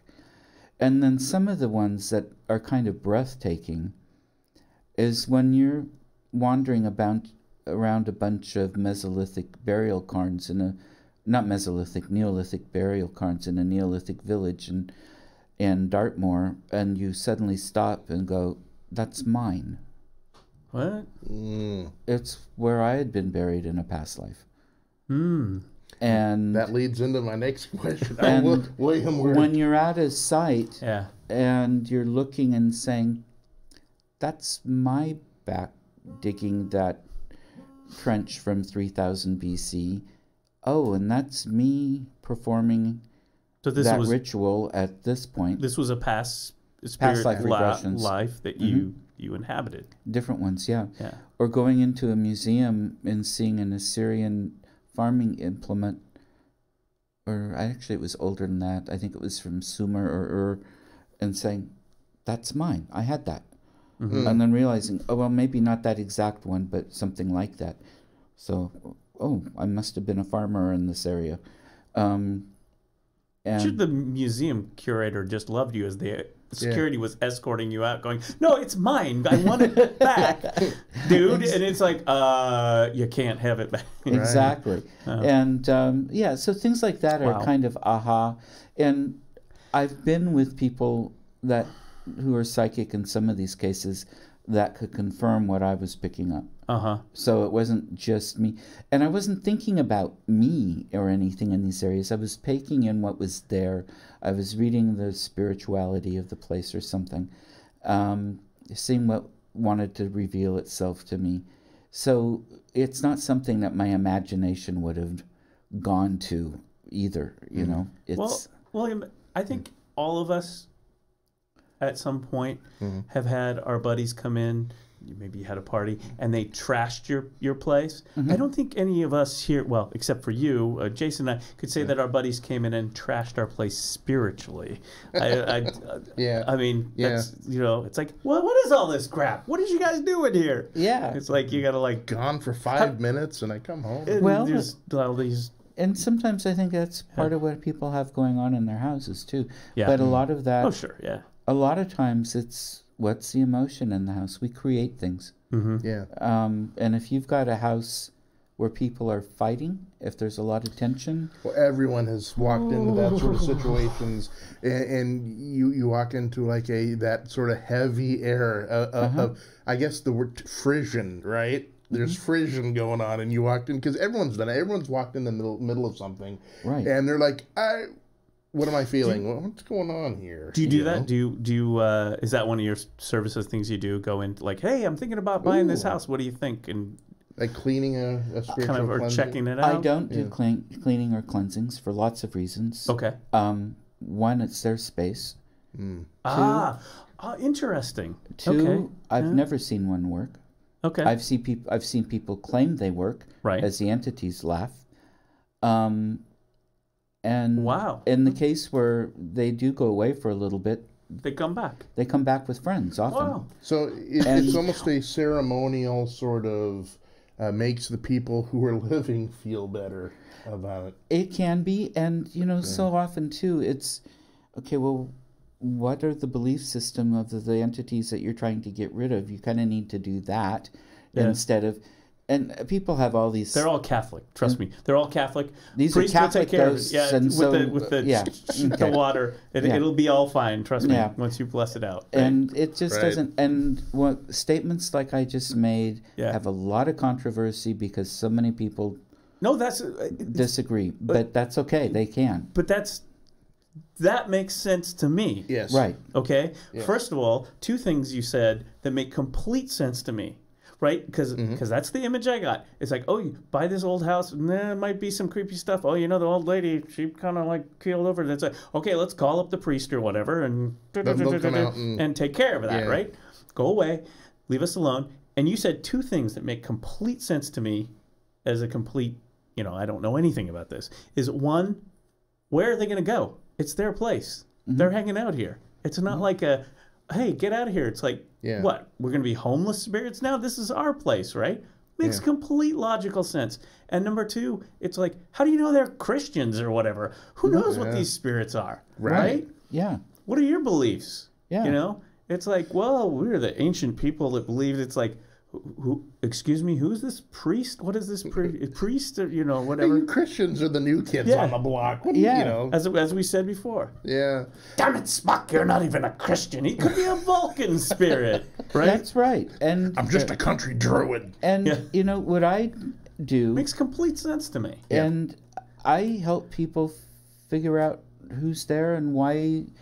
And give them ideas about how coexist. Exactly. And usually, probably 90+% of the time, if you set boundaries that you are firm about and maintain yourself, they'll accept those and follow them too. It's like, no, don't come talk to me when I'm sleeping, and the bathroom's off limits when I'm in it anyway, Gotcha. And they almost always follow that. And it isn't the spirit. I've never met what I call a trapped soul or people call trapped souls. It's we leave part of ourself behind. Explain trapped soul, you mean by... The idea of a trapped soul is somebody dies and for whatever reason they can't go to heaven.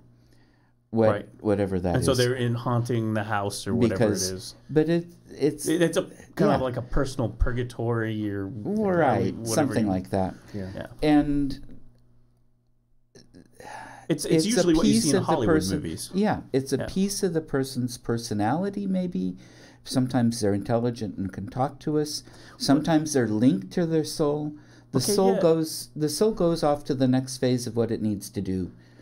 Okay, but we leave pieces of our personality and stuff behind sometimes. So that's that's what you're dealing with in the spirit world is these pieces of a person's often, not always, but often remnants of energy. When I'm reading a location, a historic location, and seeing the Roman gladiators training, and I was right. These guys that they have in modern holiday and Roman gladiator movies, they're nowhere near as bulked as they need to be. Definitely. Yeah. But I'm not having one-on-one contact with these people. I'm seeing a picture in a movie that over time has imprinted itself into the environment. Yeah, okay. So now that there are also Yeah. full entities that come to visit. Okay. And there are some that just like to hang around because they like it. It's a variation. No two are exactly the same. No two spirit entities you approach are exactly the same. Exactly. That's what you say. Okay. That's the way I see it. And you look at each one as an individual and how much, and it explains a little bit. So a few months after we are snowflakes. Oh, it comes out. Well, what? yeah, of course. So it turns out we are snowflakes. Yeah, you're right though. It's each individual kind of frequency, because I obviously science tells you that our reality and our world and our whatever it vibrates at a certain frequency, and maybe those who have passed on are in a different frequency. So here's what I'm keying on in this is that you're talking about like what you're going to do at the fish and chips house next month, right? And you're going to interact with those spirits, and you're going to be able to have a conversation for right. That's the goal. But what you're telling me also, and this is kind of an image I've always had in my head about the spiritual world is like you're talking about going, oh, let's go to this ancient Roman battlefield or something, you know, where that there's like a spirit, an emotional, something imprint there. Like you mentioned, like you're watching a movie, which I could totally understand that there is the remnant of energy there.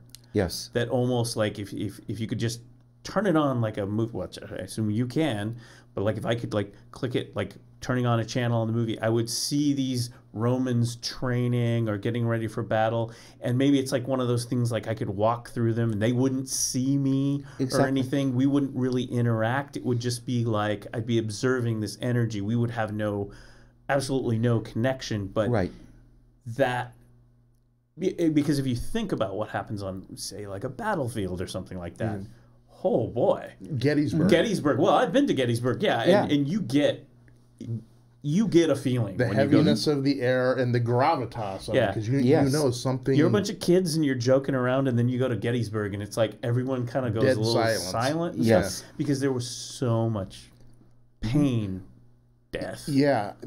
I mean, you know, and it's there. Yeah. You're like, the whole place is a cemetery. Quick story. I was in early 90s. I was in South Carolina, outside of Fort Jackson. Big, huge hub. I got a chance and some time off to go through kind of a walkthrough tour of an old plantation that's been restored, and you know, you get the tourist trade. It was one of those areas that I remember walking in the back where the old where they would have the slave quarters. You know, they're the shacks, so to speak. And that was one of the few times in my life that when I stepped on her, there was even to a total dolt like me, there was that feeling almost of an empath where you feel it's, you know, it's like when people like walk through the gates of Auschwitz. You know that there's been some bad mamma jamma stuff here in the past. Generations of people have lived and died in less than great surroundings, and you still feel that remnant, that spiritual but energy, heavy air, and just that where I say the intersection again, the gut feeling. Yeah, exactly. Auschwitz is a good example of just you can't talk. And there are those sites. I mean, there's Gettysburg. I've never been to Gettysburg. But, I have. Man, I have. Or you know, even those places that have deep emotional historical significance, and they have those deep historical significance. That's one that popped right into my head, like thinking of battlefields, and I was a kid, you know, it was like, and we went into Gettysburg, and it was like immediately you were like, oh yeah, something happened here. You can feel what happened here. That's why I want to go to the Holy Land. I want to go by, you know, the sites of Acre, and you know, because you know, one of the things I did study in college a lot was the Crusades, and I'm always interested where was Saladin during this, you know, Richard II. Philip, but out here too, you know, out here in Oregon, like we coming back to kind of where we started. I mean, we're on lands that have been populated by human beings for a long time, millennia. It wasn't us. It was here before. So, and you're saying you feel you do some, and as you said that, it made me wonder and think a little bit. Most of the people that were here before were fairly mobile. Yes. Most of the tribes here were hunter-gatherer, pretty much, for the most part. And I'm wondering if the reason why I at least don't pick up more Native American in more places is because they weren't in the same place as long. They may have been visiting that site for 500 years. Sure. But they didn't live there for 500 years. Right, they'd come in for the season and move out. Sure. You're right. Sure. And it's a question that popped into my mind while you were talking. Wow. So it's like, how long were they there, which would dictate maybe how much of that, what do you call that, spirit? Is there a word for it? Imprint? I always think of it as just residual. Do you have a word? Some people would call it residual. Residual, sure. I don't like all of those words even because sometimes you have a mix of things. Sometimes something is mostly residual, but there's a little bit of something else here that communicates with you. Sometimes it's a little different. I mean, that's what my follow-up question was along these lines. I'm glad I'm reading your mind. Welcome to... You're actually not. You're actually pumping. You're sending me the questions with your... I can tell. I'll start levitating. Yeah, exactly. All show today. I've been thinking of them on my own because it's always it's my next question. Yeah, I'm talking about. I call them spiritual segues. Oh, there. I like that. I like that a lot. Thank you. Ring the bell. Okay, so my next question is these we're talking about like battlefields and ancient places like Romans and maybe indigenous people who've been here before, people from Europe were here. Does it matter how old, how ancient it is versus how you can interact with that spirit? So if it's someone who was here 100 years ago or whatever, and you can have a conversation with them, does that matter the proximity of age, or does that not matter at all? That's a really good question. Well, I haven't the really... oldest entities you've Right, I'm trying to think about that. I've had them... Oh, I stumped him. Hey, no, this is great. Wow! Yeah. I'm just waiting. No, it's okay. I'm trying to think. And I'm sorry because it's perfectly fine. I've seen scenes from thousands and thousands of years ago, right? And they've shown me what's been going on, right? But how many times are they doing that deliberately, and how many times am I just tuning into it? Oh. And you see, because that's a different piece. And at this point, I cannot give you an answer. Okay. So that's the thing that was fascinating me about this line of discussion about, when we go to the battlefields and stuff, and like you just use the word, like it's like tuning. Okay, let's tune into what's happening. I'm going to get your phone number, so when I'm lying in bed at 3 a.m. trying to figure this question out, I'm going to call you up because it's your fault. Oh, great. Yeah, hey Doc, William here. Got your answer. Yeah. It's 4:13. Don't worry about that. Yeah. Except what William didn't say is he's not going to call. He's just going to send someone over. If you know what I mean. That's right, that's spirit. I've been trying to do that. And I haven't figured out how yet. Please don't. Oh, dear Lord. He's going to... William, please do not bring a spiritual Luca Brasi at 4:30 in the morning. This delves right into the next area. Before we get out of here, I want to talk to you about. Are you doing okay? I'm having a great time. Okay. Excellent. Yeah. Okay. And that is past life regression. It has been such a interest of mine for years. But I'll be brutally honest with you. It's one of those things that I want to know, but it's one of those things where I'm a little bit trepidatious to find out when I do get that knowledge, or at least some of the I won't even say answers, but a more clearer picture. And because humans have been walking the earth for millions of years. I know you guys, there's some people out there that are going to say the 6 days of creation, only 6,000 years. I don't think any of those people probably listen to this show, do they? Probably. I'm sure there's a few down in Kentucky, but I've made them so mad now they've broken their TVs or their computers or whatever. Really? Well, they wouldn't believe in a word I'm saying. So how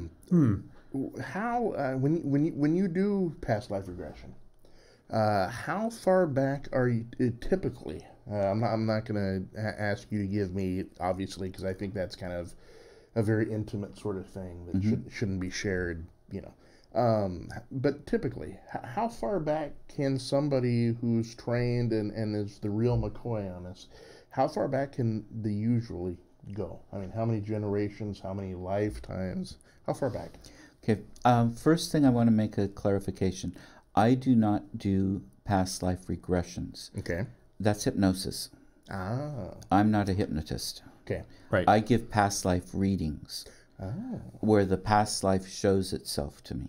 Yeah. Ah. Just like reading a location or something else, or reading Aunt Clara standing behind you, telling you that you really didn't brush your teeth well enough this morning. Hang on. So, that Aunt Clara. But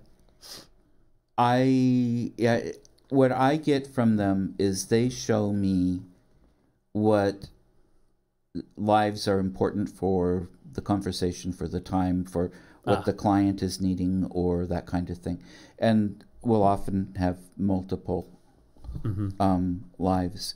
And often what comes out of this, not always, but at least, I'd probably say 80% of the time, is an idea of where some of the likes and dislikes and fears and skills and challenges come from. Oh, yeah. Because of, okay, let's see, you went down with the Titanic, you drowned in the submarine, you drowned off the Viking boat. Yeah, I kind of get why you're afraid of water.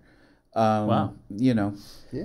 Or, let's see, you were sacrificed with a knife here, you were murdered with a knife here. Yeah, I get why you're afraid of sharp objects. Do you get that a lot? That it's like a theme? I mean, like if you go back in your past lives, there's a theme? There's a thread? There can be. At least in the lives that show up to me, there are the threads. Huh. And sometimes it's a type of a case, well, you did a lot of this kind of healing work here, but you were kind of a jerk, or you were extra nice and played with the healing here or whatever, and this life is putting it all together. A lot of times it's, okay, you've got these pieces forming a line here, you've got another line forming here.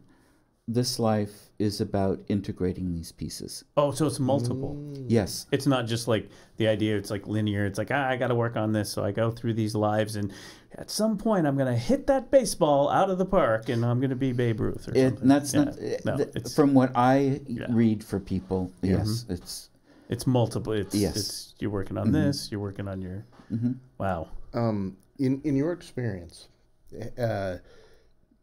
do people choose where they want to go next?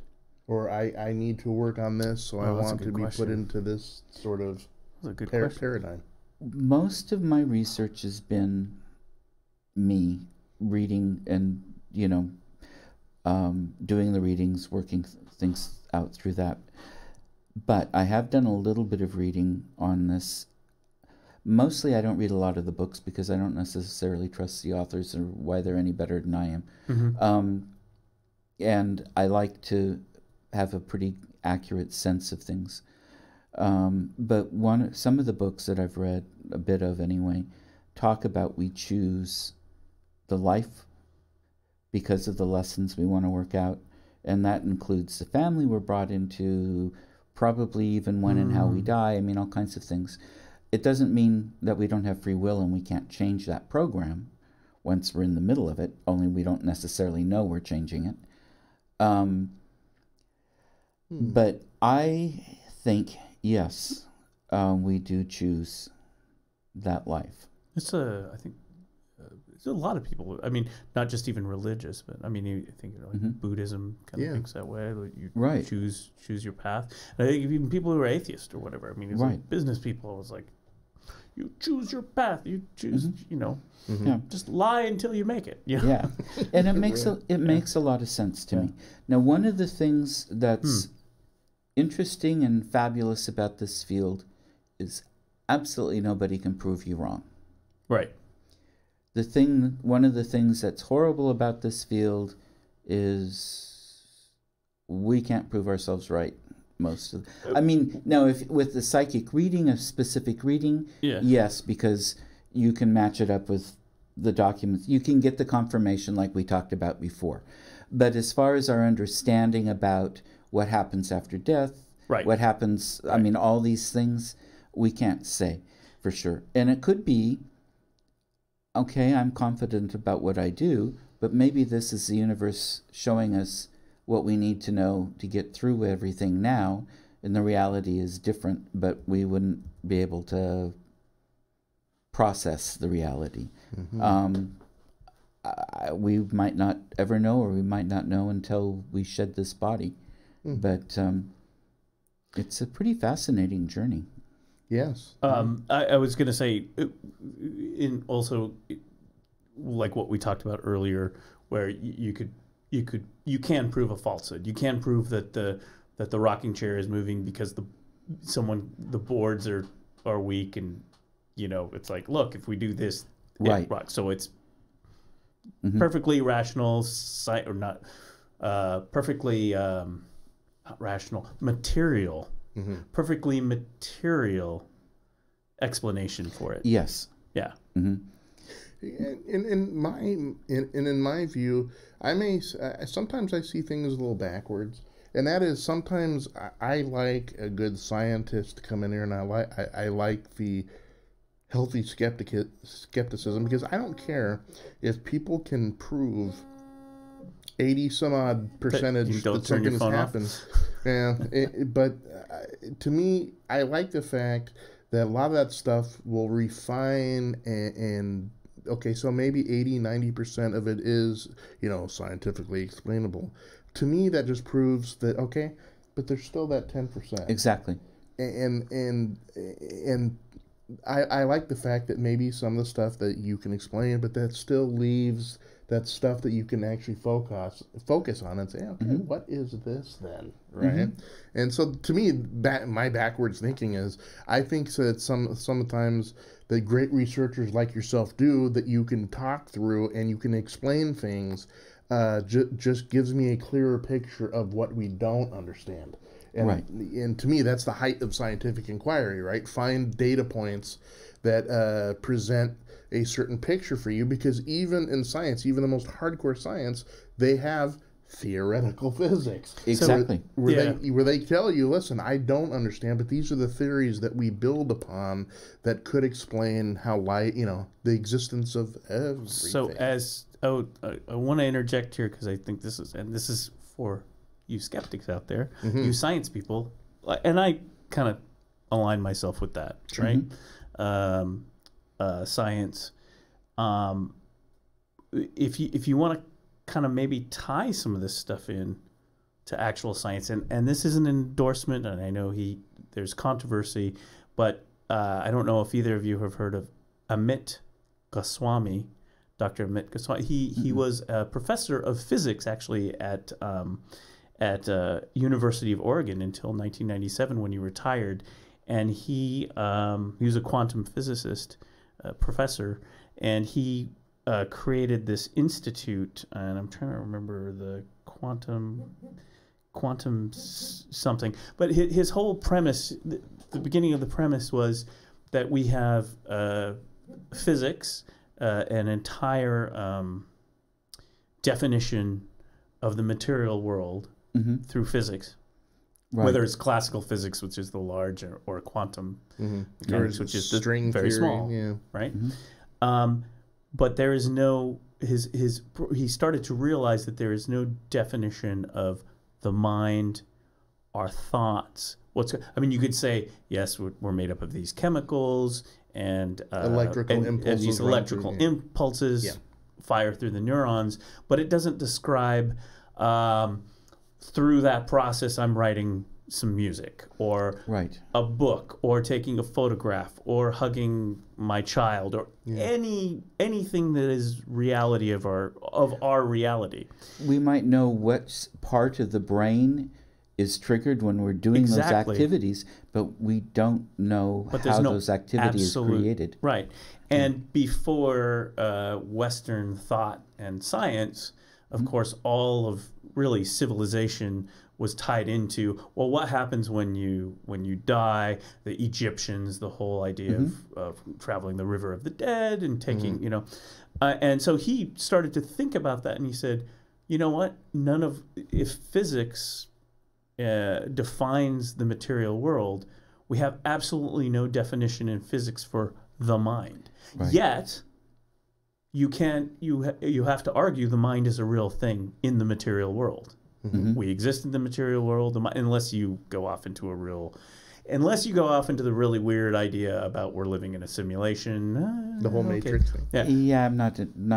Yeah, I mean, part. Yeah, I run away from conspiracy theories. I'm not convinced about the whole we're living in a simulation thing either, but it goes down in more quantum type ideas. But but so he's kind of done this whole institute and written books and trying to get science, trying to get physics, which defines everything in the material world, to, well, you've got to go in and define the mind, the spirit. So I think I've always been convinced that people who work in your field, in the things we can't explain, and like you said, if people ask you, hey, what happens when I die?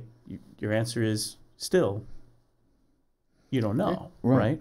And basically, I can tell them what I see, but I can't tell them that this is for sure a fact. Yeah. Because I read between lives. I see what people are doing in between incarnations. Right. But again, you can't prove that. Right. No. And the whole Matrix thing, I got to tell you, if we are in a Matrix thing, I want to, if we're all in this Matrix, I want to talk to the writers, because my part in this whole thing, I want a better part, people. Well, I'll give you another example in science. I am thoroughly convinced, as I think most scientists today are, there is life out there in the universe. And every single discovery we're making with our little probes that are out in our solar system, oh, there's water there. Oh, there's organic materials. Oh, look at the methane. All the beautiful building blocks of life. Beautiful building. Tried to do that. Carl Sagan, the billions and billions. All these building blocks for what it takes to do life. And Carl Sagan famously said, I think it was Sagan, maybe it was somebody else, and he was quoting them, but the famous saying that if you looked out in the universe and we were the only life there, that's a huge waste of space. Right. Right. Aside from intelligence or whatever, but there's the what's his name who did the whole anyway, there's equations. We just haven't proven it yet. We haven't found it yet. Exactly. But it's hard for us to say that we're not going to find it at this point. It's like if we'd never find evidence of life as we go on in the universe, that's going to be a really weird paradox, because everything lends itself to say, oh, sure. Oh, look at all these planets that are outside our solar system and all that. So I feel like somewhat that this is kind of when we go into the mind, and which includes the spirit world, the world that I'm not touching right here with my hands, that I feel like we've only scratched the surface, and science stops. Right. We can only look at the and there are some things you can describe. Fear is a very good chemical reaction that comes from a certain part of our brain. And it releases certain chemicals and hormones or enzymes or something. Yeah. But I also think that there's certain context, folks. I mean, we've only allowed ourselves to believe that we actually go around the sun maybe 1,000 years ago. I mean, there are things that we don't know. It doesn't mean it's not, the answers aren't out there in the future. It's just that, I mean, we are here, at least Jason is, for such a finite amount of period of time that I remember a time when people got shunned from the Catholic Church and were maybe executed because they dared to believe that we revolved around the sun, not vice versa. Right. But they finally given Galileo a reprieve. They just did that a few years ago. So I don't sweat it when people say I don't understand. In fact, that to me is the very essence of science. Yeah. Sorry, Galileo. Sorry. Oops, our bad. Official. Yeah. 21st century. So when people say I don't understand or you can't prove this or how do we know? I kind of take the view of listen. So, there was a time when we still don't know squat. So given that, yeah, what is your biggest fear? Like, what is your biggest fear for humanity, or our existence here? Anything like AI or anything like, is there anything Donald Trump? Well, sorry, no. I didn't say that out loud, did I? I'm sorry. Oh, but your fear about knowing what you know from your perspective, what do you fear? The incredibly increasing rise of fascism and how it's taking over the Western... Yeah.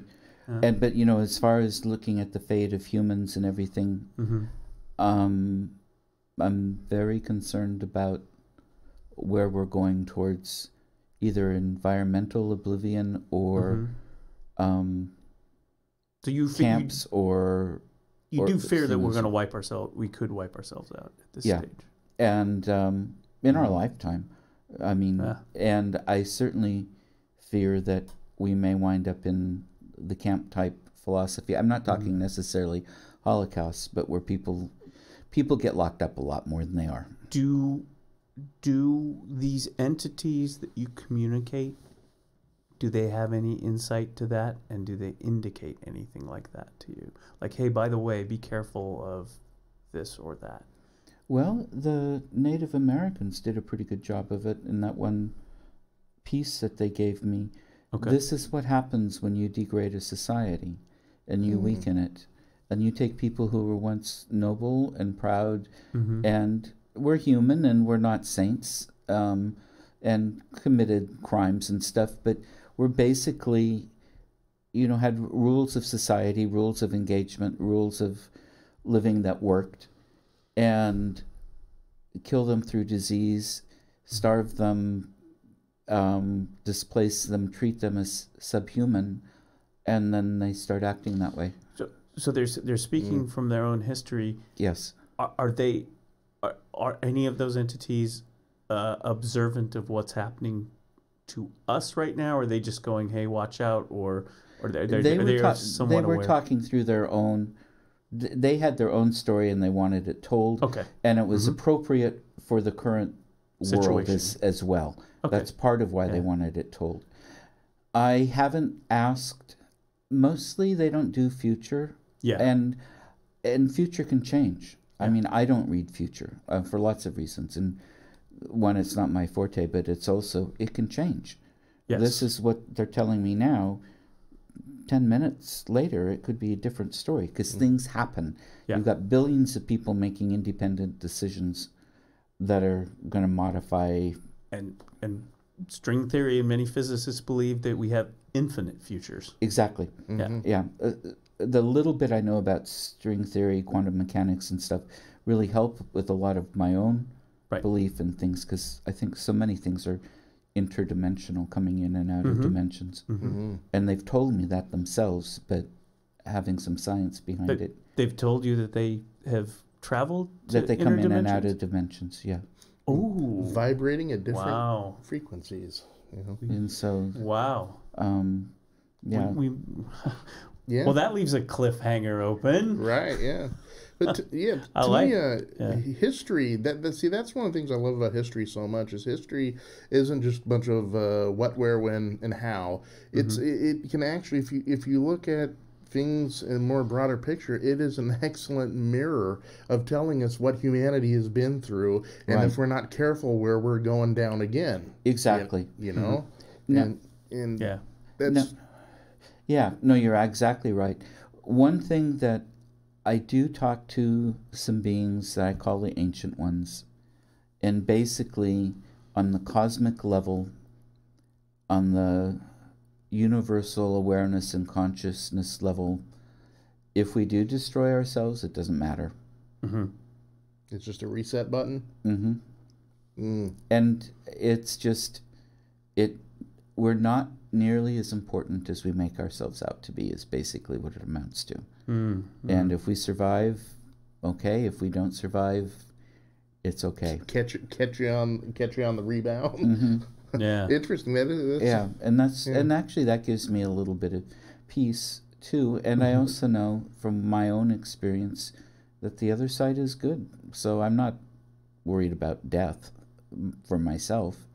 I've been concerned about the extinction of the race, or mostly what I've been concerned about is the living condition of the degradation of societal, of human beings, and we've already got so much of that with the extreme poverty all over the world. And but it doesn't take someone to talk to the spiritual. You can be a very materialistic person. You can be a scientist. You could be a physicist and look around and. You know, I'm sure Neil deGrasse Tyson looks around and goes, this poverty around the world is probably a bad idea, right? Yeah. I mean, Yeah, you can look around at the sea and know which way your boat is rowing. Do you? I want a final. I think we've got a final zinger. Okay. Is there a God? Is there a God entity?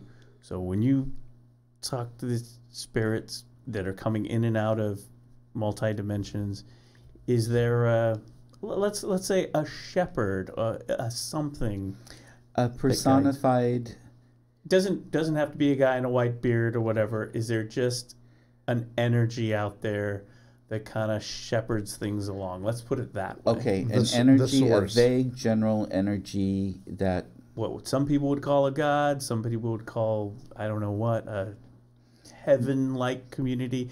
You define it the way to, but is there something outside of us that is kind of corralling our spirits? Yes. Around? Okay. Now, it's not a being, an individual being. I don't know. Sure. But when we leave here, our spirit leaves here, we go on, we heal, we rest, we relax, we do what we need to do. We hang out with the group of people that are part of our own spirit groups, and we decide what we want to do next. Mm-hmm. And we know at the time, we know how to do that. Whether that's a shepherd with a crook saying, okay, you go here, I don't think so. I think I think they're laws of physics of some level or something that makes all this stuff happen. But there's an energy, there's a consciousness, there's a universal awareness that we are all part of. And when we leave this body, we pick up the next phase of that. Okay. It's not a being, but it is that energy. Man, have we gotten deep on a early Friday evening? Yeah, no, I think that's a good wrap. It is. It's a great. It's a great wrap, and it's what I've really. I the first day I ever stepped into Mount Angel, a very crooked old man told me, "Forget the painting on the Sistine Chapel, bub. That's just one." Right. That's just one interpretation. It's one man's painting of what they perceive to be reality. So I want to show the website again. Yes. Okay. Thank you. Promote the books and everything. And is there anything that you're doing that you wanted to mention outside of next month's? Yeah. Let me see. I've got my Finding Your Psychic Voice classes coming up. Most of the time they're the third Sunday of the month, but not every month. This month I think it is the third Sunday. Send me an email or go to paranormalinsights.net there. Looks like all your stuff and the links and email. Pretty much everything is up there. I can't remember if I put up the most recent workshops, schedule. Events. Mm-hmm. I've also on Halloween, Rocky Smith and I, Rocky's with Northwest Ghost Tours, we're going to go to Coffee Rush on 9th and Main at 6:15 and have an hour of stories. Ooh. Bring your own stories to tell, too. Ooh. And then at 7:30, we'll take off and do a kind of a psychic investigation tour. We've got two or maybe three, I think 2 locations we're going to go to, and I'll help people look at what they can pick up in a psychic way. And then we'll also have some of the history and the stories. And we've got some pretty impressive places that we're going to go. Dress for the weather. We'll be outside during that part. Sure, and that's going to be on Halloween. On Halloween. Excellent. Man, it's so hard for the radio part of me not to go, that's right, you've been listening to William Becker. Get on to parainsights.net today and get his stuff. You do not want to miss his Halloween gathering with Rocky Smith. You definitely don't want to miss the 12th. And Coffee Rush is crazy haunted. Yeah. Okay. Little known Jason fact is I'm in the hip deep right now writing something new, and I went to William with some questions, and I'm still gonna go to William because I have 15 more questions I've written down. Good. In the meantime, and he is right. We met at Coffee Rush. I walked in there. They started talking to the baristas, and they're telling their own stories. And I'm just I'm literally standing there in wonderment, looking at her like, wow, I didn't, you walked in, you learn all this stuff. So do it to it. And Coffee Rush, you just got a free, there you go. You just got a free, well, I think it's time to wrap up. I think one of the recorders stopped mysteriously. Uh-oh. Yeah. It might be an indicator. Yep. It's right. All right. So thank you, William. That's excellent. I hope you had a good time. I did. Thank you, gentlemen, both very much. Thank you very much. That was very insightful. I really enjoyed. I do too. Enjoyed this, and I still got a million questions. Well, guess what? Maybe we can coax him back, or he'll probably storm out of here. That's right. If we don't get a restraining never coming order, back, those jackasses. No, I'd love to come back. So cool. I've canceled the restraining order. Okay. Excellent. Well, he brought it up. Unlike the spirit world, some of us here have to go to the bathroom. So we'll see you next time. Bye. Thank you.